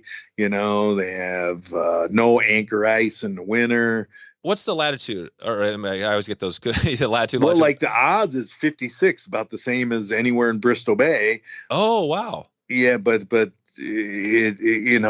Kamchatka goes straight north-south. So when you get way down south, it's much, it's almost 400 miles from Petro to the Oz program, 300 miles to 2-year program, like the Fly Shop Sadanka program is. What's the tip? If you go down the southern tip of Kamchatka, if you went across to the U.S., where would you run into it? It'd be BC, Prince Rupert. Yeah, so it's still way high. So I'm trying to get to that point. Like, why? Because it's cold as crap up there. Well, it is there too, but BC, you're not going to have quite the bugs, right? In the wintertime, it's insanely cold in Kamchatka, 50 below. But the rivers are warm spring influenced. They have all that geothermal. There's 29 active volcanoes on Kamchatka. That's it. Like my cabin at 2-year Base Lodge, where we do rainbows from above, our flyout program, we have geothermal heat. We have geothermal water in the kitchen. I mean, that's amazing. Yeah, and so that's what it is. So it's it's really the volcanic, which is the big difference. Yeah, it's really, really, really volcanic influence. Every river runs pretty warm year round. And even in the summer, I mean, like the summer of 2016, we had super hot, dry, low water. And it was warm, man. Those rivers it was a little bit dangerous to fish them even. Although I think the rainbows are a little bit used to more warm water there than, say, the Alaska rainbows. So are you seeing like on the volcanic activity? Are you seeing that like coming in? You're seeing stuff, or gosh. it's everywhere? I mean, you're talking to a noob here, so it's like I'm trying to get a picture of this. Like, is this kind of like a Hawaii sort of thing where things are Sometimes, yeah. Yeah. I mean, so on our float trip, when you get down between, I think, Camp 4 and 5 and 3 and 4, and you look to the east, you can see Chevelich, which is erupting almost continuously every day. You can see it. And you can see it. You're if it's at all clear, you're going to see erupting volcanoes when you go to Kamchatka. This is crazy. So this is cool. So Camp 1, Camp 2, take us down. So and every time we hit a camp, you're going into basically a little mini lodge and just hanging out, getting ready for the next day. Yeah, mini lodge. Camp 2 is my favorite of all of them because it's up on a bluff. It's set in the birch trees. Most of the time, the guys are coming off numerically the most insane rainbow fishing they'll ever see. Mousing, it's braided a little bit above Camp 2. Spectacular, stunning setting. What's called Canoe Mountain is right there, and you have the giant mountains to the west. Really stunning. And then below there, from Camp 2 to 3, the river changes and becomes more Spring Creek like. And big flowing, you still can get out and wade everywhere, and the big flowing areas of that Kamchatka Buttercup. It's where there are a lot of big spawning reds for the kings, and you can have crazy trout fishing in those big spawning reds. Tuyert is also in what they call the Tamarack Island of Kamchatka, where you have tamarack trees as well. Those are cool, yeah. And really stunningly beautiful fishing there, but more Spring Creek like. And then between Camp 3 and 4 is the only stretch where you pretty much fish just from the boat. Wow. Yeah, the river gets much more channelized. Big undercut banks, sweepers, big flowing mats. It's oftentimes where we'll numerically catch the least amount of fish, but the biggest ones. The biggest. What are you guys using for boats? What are these rafts? Oh, they're just 18-foot, 20 they're foot. Big. Yeah, 18-footers, 2 people in a boat. I'd like to have some schwankier boats, but getting stuff to Kamchatka is still not easy. And it's super expensive, and Oh, I see. Yeah, I'm surprised. Like you don't have just like a nice little 14-foot. Oh God, I wish fly we fishing frames and all that stuff, right? Well, we have frames on them, but the fact of the matter is, so there's one fly shop in Petropavlovsk, right? Yeah. And the cheapest version of Sims waders, which you could buy for $250 in at Front Range Anglers here in Boulder, is $1,000. Oh, everything's 4 times or 5 times as much. Yeah, and well, that kind of stuff is. Some things are not, like maybe fish or food, certain things. Yeah, raft's going to cost you some change. Oh, raft's going to blister you, right? You can get outboard motors maybe cheaper, but aluminum John boat's going to be 3 times as much. A pair of waders, I take 10 pairs of waders with me every summer for the guides because it's $1,000 if they want it. And the guys in the shop will look at them and go, if you don't want it, go away. Wade the wet.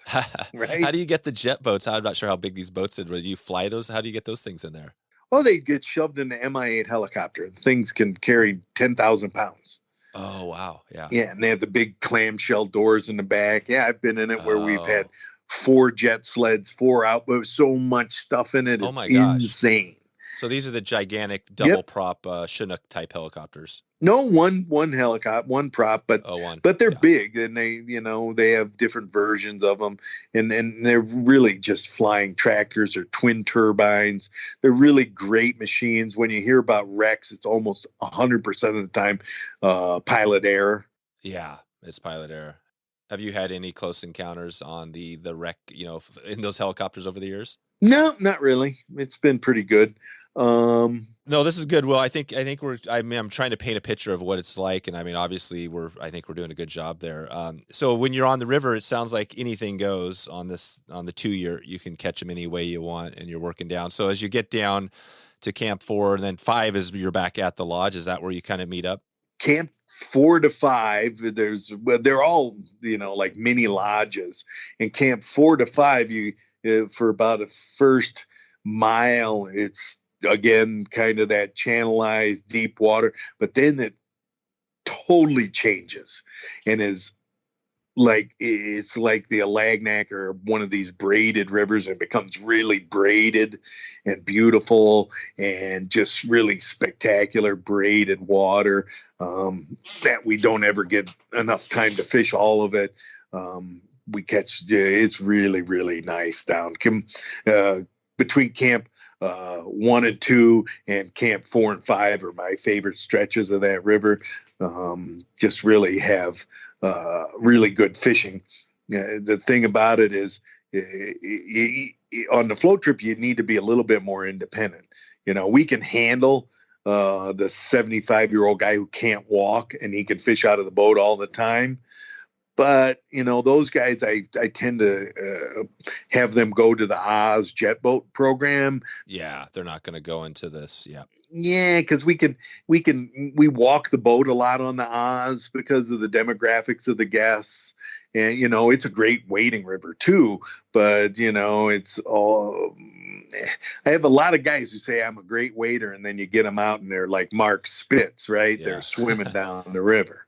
So you're thinking, basically walk the boat is they just stay in the boat and fish while the guide's kind of walking the boat down. Yeah, we do that on the jet boat lodge a lot. And, the jet boat. And on the float trip we can, but walking rafts in deeper water isn't always easy.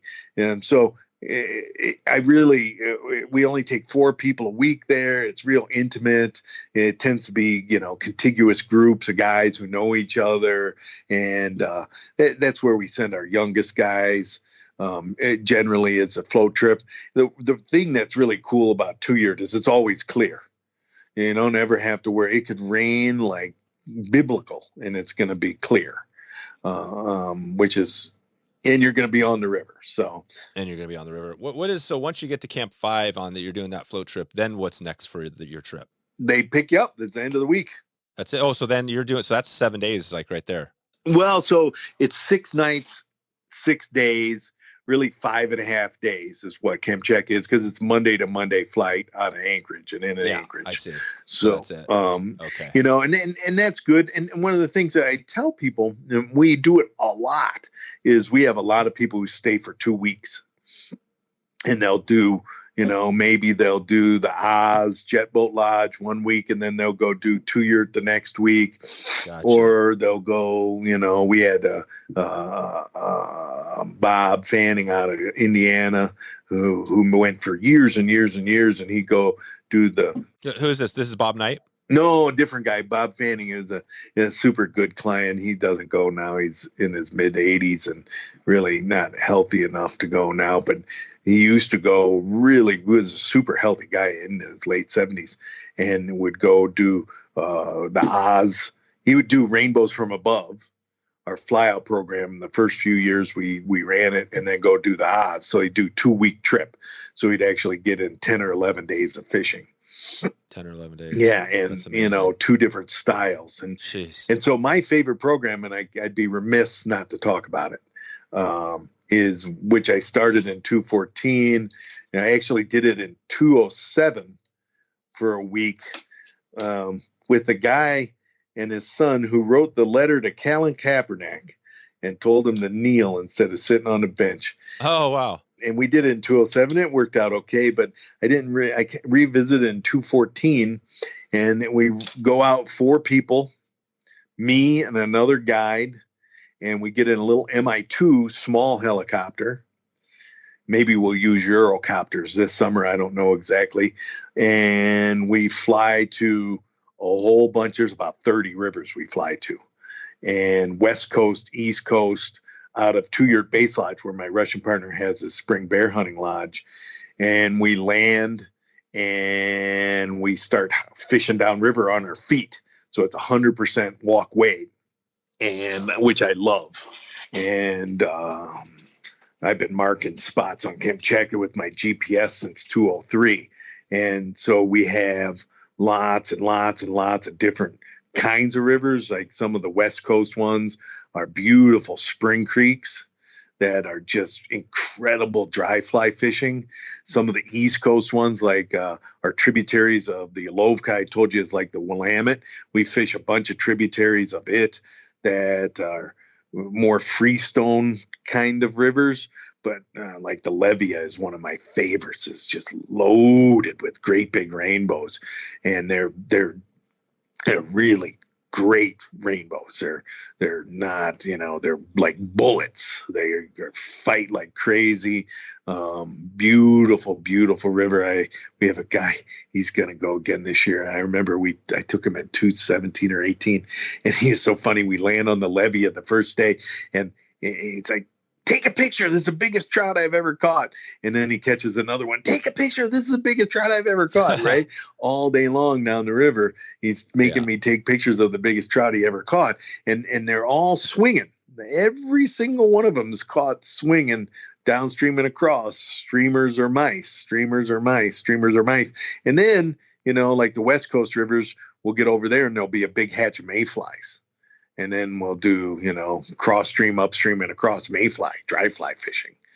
But 99% of it's downstream and across swing. It is 99. So you're almost always doing downstream and across. Almost always downstream and across. And the thing I tell guys is, one of the things, like I mentioned before, if you're making multiple casts to a spot and not catching anything, you're wasting your time. What I like to do is what I call the Stroll and Fish. Because you don't have to be quite, it's not like the real hardcore traditional spay, step cast. Right. Where you're anchoring your feet and you're kind of not moving. Sure. And taking like an hour on a little section, a tiny section. No.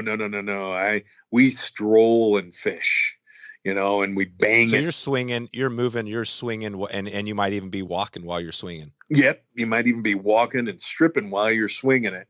And, the slower the water, the more you might strip while you're swinging it. But it's still a downstream and across cast with a swing. And I, like I said earlier, I don't mend. I like, especially if the water's warmer. Maybe you'll mend a little bit later in the season when the water gets a little chilly. But most of the time when the water's warm, I like to let it belly and run. Faster is better. Yeah, man, those fish will turn. You'll watch them. They'll turn around and chase it downstream. It's awesome fishing. And, we're using big streamers. So you get to watch the fly. And, I teach you guys, watch that fly. And you'll see that fit. You can watch around the fly because you'll start seeing them come chase it, and then you got to let them eat a little bit. Oh, you do. So they eat it. You see them eat it, and then you just kind of like let them eat it, and then you feel it. Yeah, I lift. It's a lift set. I don't think strip set works very good. I don't think it's a bad idea in Kamchatka to let them eat it too long because basically every summer I'll pull hooks out of gullets. They'll swallow it. Yeah. I mean, if a fake fly, they'll swallow it. Yeah, they'll swallow it. That's right. Are you guys now gear wise? Is this like a spay game or just a normal single hand game? 7-hand, single hand with floating line is the perfect rod. What is it again? 7-weight, single hander. Yeah, just 7 weight. So 9 foot 7 weight or whatever, and just dry lines. 9 foot 7 weight. Yeah. Some guys like 10 footers. I don't think because you don't do much mending that a 10 footer gives you really an advantage. And, you're walking through the woods and it can be a little bit of a disadvantage. So 9 foot 7 weight, floating line, short leaders, with the mouse. I like about a 6 foot leader total length. With the streamer, maybe 7-8 foot leader total length. There you go. Real simple kind of system. How do you do it with 4 guys when you're down there? Is it just are there 2 guides on that the The 2 fly out program? Yeah, there's 2 Yeah. guides, myself and another guide. Most of the rivers are big enough that we'll just kind of leapfrog down. One of my favorites is named the Starchoke, which is very, very close to the lodge, maybe 10-minute flight from the lodge. Is small.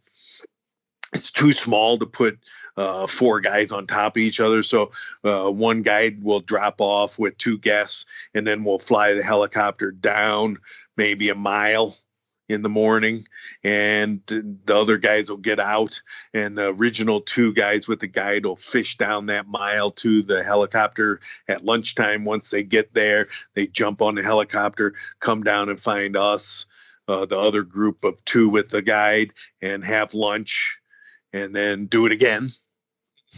And so when we fish that river, that's how we do it. Most of them are big enough that you can leapfrog without any trouble. You do want to, and one of the things about Kamchatka is when you do leapfrog, you want to leave markers so you don't like double fish a spot, because you hook every fish. And even, like the Starchoke, which is small enough, you don't want to fish that 2 days in a row. It's definitely going to not fish as good the second day. Oh, no kidding. It's not going to fish as good. No, those fish are not, they're apex predators, man. They've been poked with something there. But you leave it alone for 4 or 5 days and it'll be exactly like you've never been there before. And that's because the fish are just they have a short memory? Short memory, and they have a short window to feed in, 3 months where they're really going to feed hard. One of our favorite spots is a tributary on our jet boat lodge called Lamutskaya. It's this beautiful, small, rocky spring creek, and we hike in there in August, usually twice a week, and it's loaded with great big rainbows. But if you do it, every day in the same area, the catch rate definitely drops off. And, that's why, like at our jet boat lodge, each guide has a beat, and each beat is 15 miles, right? And so during the week, Igor Shatila, who is a biologist who worked for us, who was really good at it, he would start right at the lodge. And then for that first day of his week with the guys, he would fish down, and then the next day, so we rotate guides on that program. We rotate guides, so every 2 clients get to see the whole river, and then he would start the next day right where he finished the day before, and the next day right where he finished the day before, and the next day. Yeah. So nothing gets beat up, and at the end of the week, everything gets a day off. And then he'd start all over again, and that area would not have been fished for 8 days. There you go. No, this is awesome. This is well, I'm thinking, Will, just as we start to kind of wrap this up a little bit here, I'm curious on, at the start, you mentioned the 9/11, 2001, which was almost 20 years ago. I remember when that happened. I mean, everybody does, right? Remember where they were. And I was getting ready to go into a remote spot in the U.S., but you were sitting there in Russia. Like, what was on your mind? Did you know exactly what was going on? And did you? Oh, I remember. Like, what vividly. What did that day, what were you thinking? Because I'd imagine if you're in Russia, you're like, well, what am I doing? So it was because of the time difference. It was early in the morning, and I was actually bent over my lunch cooler, cleaning my cooler, getting ready to fill, get the lunches ready and everything behind the kitchen camp. This was back when we had the tent camp on the Kolpakova, and Lena Ivanova, who was our interpreter, and Volodya Butner, who was our head Russian. He had a shortwave radio in his tent with Radio Moscow. And Lena walked up right behind me, and I'll never forget it. She says, "Will, something terrible's happened." Gotta make me cry right now. Something terrible has happened. And I'm like, "Well, gosh, what's going on? How do you know what's up?" And she's like, "Well, 60,000 people are dead in New York City." Jeez. That's what they had just heard on Radio Moscow. And so I had a satellite phone, And I went back to my tent and I called my dad, who lives in Chicago. And I'm like, Dad, what's going on? He's like, you're not going to believe it. It's like straight out of a Hollywood movie. And it was afternoon, so they had an idea that there weren't 60,000 people dead. But we had just had 10 fishermen come in the day before. And one couple that were there, their daughter was a stewardess out of LaGuardia. And so we got on my satellite phone, burned up a lot of satellite minutes, but called everybody. And, we were all just, it was breathless, right? We didn't know what to do. I think there was a lot of wandering around in the woods around camp that day. I don't think we fished that day at all. And my dad did say, what are you going to do? I said, we're going to go fishing, Dad. Right. And, and was really, really quite stunned. Everybody was that day. And then we all regrouped and we fished out the week. It's the only time in September we got about 10 inches of snow on the 13th. It was like, wow, how bad could it get? The thing that scared me the most was the Russian Navy scrambled. And that night, the night of 9/11, I had my own tent sent back. And I don't know why I was awake, but I hear something and I jump out of my tent. And the Russian Navy had done a test ICBM firing and shot a rocket over south side of Kamchatka, not far from our camp. I could see it going across the sky. I'm like, oh my God, what is happening? Right. Whoa. And I called my dad again. Right. And he's like, nothing. It's, nothing. And so you're sitting World War III. Exactly. Like, who knows what's going on? I mean, somebody's attacking New York City. Russia could be involved, right? It was so terrifying. And so we actually, everybody, and we ended up getting everybody. I think we ended up sending them all home through Seoul, Korea at the end of the week. And it was 2 weeks or something. I stayed in Petro and went to the internet cafe. It was before Wi-Fi and all that, and hung out, in town. And some people were really kind. Some people were like, you Americans are getting what you deserve. Right. And, so it was somewhat politicized. With some Europeans I ran into weren't very, very kind. No. The Russians were very, very kind. Although I remember we had a Russian guide working that year at camp, and he had been a Soviet Marine in Afghanistan. And I remember very vividly, because we were sitting around and everyone's talking about it. And he's like, you guys, if you go in there, you're going to find out just what we found out. There's no way to win it. Because you go into these valleys, hey, how you doing? And then you turn around and walk out and they're shooting you. Oh, wow. Yeah. Right. And so what did we find out? What did we find out 20 years later? Yeah, and, exactly. And we ended up taking a group of guys with the Kenny Morris group and floating 2-yurt, and it was all, ended up what it was. But it's one of those moments in life I could take you right to the spot, and I could just. I know. It was weird. I know in the U.S. it was weird because there were no planes flying for a certain amount of time, right? You could look up and not hear any planes. But no, I think you did the right move. Just keep fishing. I guess that's kind of the goal for all of us, right? I mean, when the shit hits the fan, if we're on the water, it's probably going to be better. Yep. Yeah. Just keep going. And, that touches one thing, because all the stuff I've been through with Kamchatka, with the ups and downs, with the airlines, with the ups and downs, with the partnerships, and with ups and downs, that place and the people, I probably haven't mentioned the people enough. Yeah, the people. I mean, Svetlana, Yegor was his birthday the other day, the 16th. I've known him since he was 11 years old. He's Svetlana's son. Since he's 11, all through his teenage years, he worked as a camp hand. We trained him in 2012 to be a guide on the Oz. He just had his 34th birthday. He's my right-hand man. I mean, he is honest, hardworking, industrious. These guys can do anything because they don't have Home Depot to run to. And it wasn't that long ago. We were up at the Oz Lodge Yegor and I are messing around trying to get the shower. There was something messed up on the shower, and I never forget it. I said, I'm going to go get a wrench. And he looks at me and goes, okay, American, go get the wrench. By the time you get it back, I'll have it apart and back together.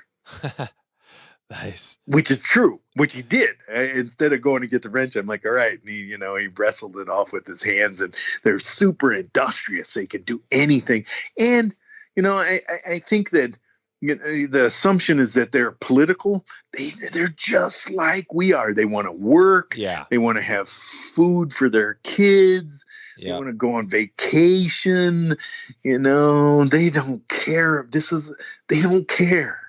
I know the politics, and we mentioned that a little off air. We just chatted briefly. I mean, I think all of us, the politics are there, but everybody is actually a lot more alike than we're different. It's just that the politics tend to break people away from each other, which is crazy, right? Like nobody wants that, but that's kind of what happens.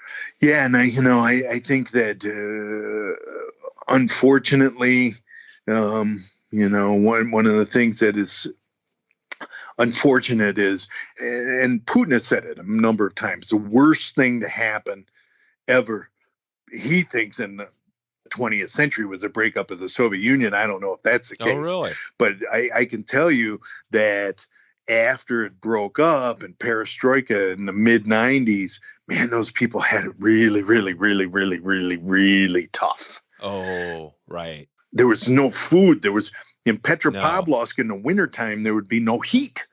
Oh, wow. So you were there. Break us. So 95 when the 97 was when I first went. Yeah. When that happened, you were actually doing trips. Yeah. So, and Katmai Lodge started in 92, and they did a few in 95. I don't know or 96, they did a few, but then I went over in 97.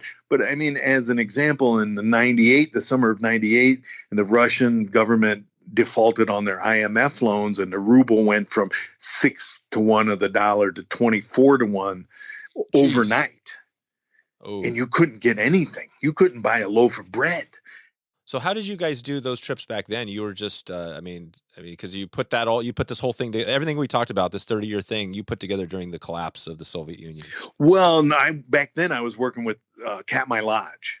Oh, they were doing it right. Yeah, so they were doing it. I was, as they would tell you in 97, I was just a guide. By 98, I had kind of made my name with the Russians there. They liked me and knew I would work as hard as they would, and was a knucklehead American who really loved people and loved the wilderness. And Svetlana always, they'll quiz Svetlana about Kamchatka all the time, and she'll look at our guests and say, don't ask me, ask Will. He loves this place more than the Russians. The history of the whole thing better than even the local. It's a spot. So one of the things I've always felt, and this is we are bearing witness. On Kamchatka, we are bearing witness to the last great Pacific wilderness. And if we don't look at it, and one of the things that's very frustrating to me, and I commend stuff that happens like the Elwha dams being taken down over the last decade. I commend that. I think it's a wonderful, incredible thing. But you have there's this huge peninsula in Russia that has an abundance of totally untouched river systems that, we can, as humans, go see and not impact, but bear witness to what Mother Nature wants to give us, which is just an insane amount of abundance. Yeah, it's abundant. I mean, the picture you painted today, and this is pretty cool because I think this is, when we broke the record for the Wet Fly Swing podcast, I think this is going to be our longest ever, which is awesome because I could still talk to you another 2 hours, I think, because, you know what I mean? It's like the volcanoes, the bears, the remoteness, everything you talked about. I mean, now my perspective on it is even better than I was thinking it was going to be, right? So now, yeah, it's crazy. And I haven't even mentioned probably one of my favorite things, which are the stellar sea eagles or the gear falcons. Yeah. Or every single day you can look up and see peregrine falcons flying over. Oh, Where do people? So right now we're not going to get to it all. We tried our best. We Yep. tried to do it all. But where would you send somebody if they want to like get a feel, maybe watch some videos, get some information? Where could somebody go just to learn more about, or just get more inspired? So Explore Kamchatka has a nice website. It's explorekamchatka.com. It's run by Martha Madsen, who's an expat American who married a Russian guy back in the early 90s, and she has a nice bed and breakfast and stuff. I definitely send people there if they want to spend more than 1 week. That's really a good resource. I try on my Facebook page and my more than my website, but my Facebook page, the Best of Kamchatka Facebook page. I have tons and tons and tons and tons of videos. Oh, cool. And you can, National Geographic has quite a bit of stuff. One of the things that's always been so interesting is you Google Alaska fly fishing and you'll get like 40 million pages. You Google Kamchatka fly fishing, you'll get 14,000 pages. 14th. And is that, and again, let's talk one quick briefly, because people that are still listening now, they're obviously diehards, they want to do this thing. Give us a cost, like what to do this trip. What is somebody, I know obviously it's going to be at the upper level, but 10 to 15 grand. So 10 to 15. So you could do this thing for 10 grand, and then 15 grand is going to get you the fly out program. Fly out. So where you're flying every day, the 10 grand's the 9,500 is going to get you a float trip. But then, so our price, $69.95 for the float trip, $8,600 for the jet boat lodge, $11,500 for the daily fly out. So they're in line with a lot of the Alaska programs. Similar. The flight from Anchorage is often what takes people's breath away. It's $2,000. It's always been $2,000. In '97, it was $2,000. And so, that's a big hit. So $2,000 plus the whatever 500,000 to get up from the States up to $500. Yeah. And then, so you're looking at 2-5. Yeah. I mean, potentially at a minimum, you're going to be in 10K for your minimum trip, and probably a little more. Yeah.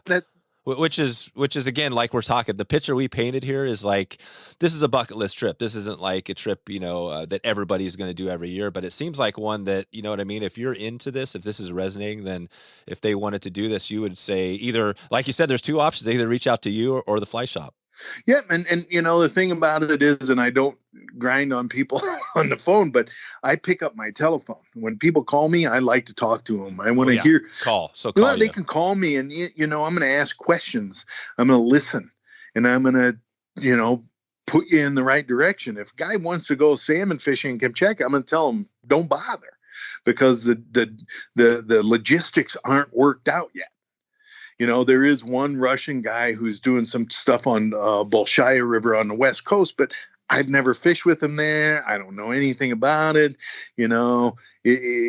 for salmon. I just think for salmon, but for big rainbows on the surface, you can't beat Kamchatka. And, so call me or email me. I'll give you the straight skinny and we'll go from there. I mean, it's not for everybody. Yeah. Well, what's the, so to find and to get your number, that's at your website. Remind us again where your website, where they can find that phone number. thebestofkamchatka.com. Thebestofkamchatka.com. Okay. Yeah, and you can Google it. It'll come right up. And I work with a bunch of booking agents. I'm an Orvis endorsed outfitter. We do a lot of work with Yellow Dog over the years. And people are free to call them. Obviously, 80% of the people book with me direct. The thing about it is, and some people come every year, but there are also a lot of guys, I've had guys, they come 1 year and then they come 10 years later. That's great. I've always said, I don't want people to darken my doorstep one time. So we're going to push hard to make it a great trip so we can see people multiple times. I mean, we have about, if it was year on year, about 50-60% of our guests are repeats. Because it is an expensive trip. The bucket list thing, it is a bucket list trip. I'd be remiss to say that's not true. But at the same time, one of the things that's a little frustrating is there's a lot of lodges in Alaska who have a dozen hardcore trout guides that go every year who've never tried Kamchatka. I know. That's the crazy thing because, if you're doing a trip up there, I don't understand it. Why wouldn't you want to do a lot? And it was funny because we just had somebody on, it was the Katmai. I think it was Dry Fly John. Knack River Lodge guys. Yeah. Yeah, Knack. Yeah, and he talked about it. I mean, he basically said, we were talking about the people that come up every year.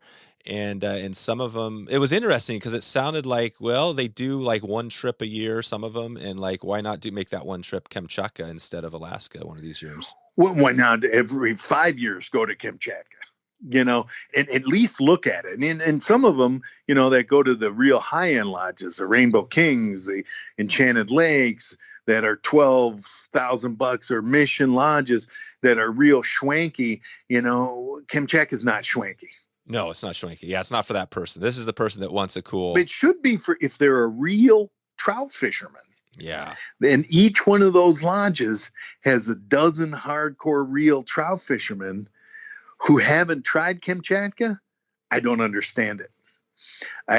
Because I think if I got them to Rainbows from Above and I flew them over to what we call the Nelson or the Ali, which I consider the greatest of all time, is my code names for a couple of rivers we fish. Yeah. I think they look at me. One time I had some guys, I took them and the first morning on the Nelson, and they're like, did you do something to our breakfast? What's going on here? I'm like, what are you talking about? He's never seen anything like it, man. You're catching 10-pound rainbows on mice, 5-pounders, one after the other, after the other, after the other, in the crystal clear, weedy, thigh deep spring creek that you can stroll down when you're 70 years old. So I've always been struggled with why we don't get those guys who go year after year to those high-end lodges, but maybe they just want to schwank. I don't know. I think you've made a good. I think there's going to be some people get connected with you from this one because it does sound a little bit like almost like an alternate reality. You know what I mean? Like it's not really. It's so crazy. Like I listened to it. What we just talked about here. It just seems like wow, all this is real. It seems like it takes a little bit of work. It's a time machine. Yeah, a time machine. Exactly. And Alaska doesn't, even though Alaska is Alaska and it's got 20 million acre refuges and stuff, it's still, you're saying that this is like, it's a different level. Well, I guided for years on Moraine Creek, and you land at the lower pothole or at Crosswinds, when back in the 90s, when we'd land at Crosswinds, there'd be 2 other planes. When I talk to some of these guys now, there's 15 other planes every day, and we land at the tributary of the Shishay. I'm 100% sure we're the only ones who fish it ever. Yeah, that's it. And it's doable. Yep. It's literally, maybe one more flight or whatever, but it's definitely doable. Nice, Will. Well, this has been a lot of fun. You're welcome, Dave. Yeah. No, this has been great. Do you think it feels like we touched on a little bit of everything and maybe, I'm not sure, did we miss anything today? Do you feel pretty good about it? No, I don't think so. I wish I talked a little bit more about how beautiful it was and a little bit more about the incredible nature of the Russian people that I've worked with, Yeah. But maybe we could do this. Maybe we can get you back on at a later point, in a couple of years, and maybe there's some changes and we could talk about another, digging. Maybe you got salmon going or something else, but I think the people. Oh, I got some things in the works that might be worth talking about. Yeah, you got some things in the work. Good. I'll circle back around to you because we broke the wet fly swing record today, so I think we could follow that up with something good. So I appreciate everything, Will, and all the information today, and it was a great talking to you. Thanks, Dave. I appreciate you letting me talk to your people, and if I can help anybody, just give me a shout. So there you go. If you want to find all the show notes, all the links, and everything else we covered today, head over to wetflyswing.com/283. 283 will get you some cool videos, some cool stuff there. Dom should have listed some good stuff to keep this going. So if you head over to the blog post at that URL, 283, click the link in the show notes. That'll take you right over there, and you can keep this going. And you can also ask a pro if you want to keep this going. If you have a question for Will about this trip, anything else, just head over to wetflyswing.com/askapro and just make a note there that you have a question, and I'll follow up with you. And also, we could use it on an upcoming episode if you would like. That's pretty much all I have for you today. I appreciate you for supporting the show and listening all the way till the end here. Looking forward to catching up with you on that next episode. And if you want, you can catch up with me online and on the river as we've got some trips coming up here in this next year. So let me know. Thanks again, and I will talk to you soon. Thanks for listening to the Wet Fly Swing Fly Fishing Show. For notes and links from this episode, visit wetflyswing.com.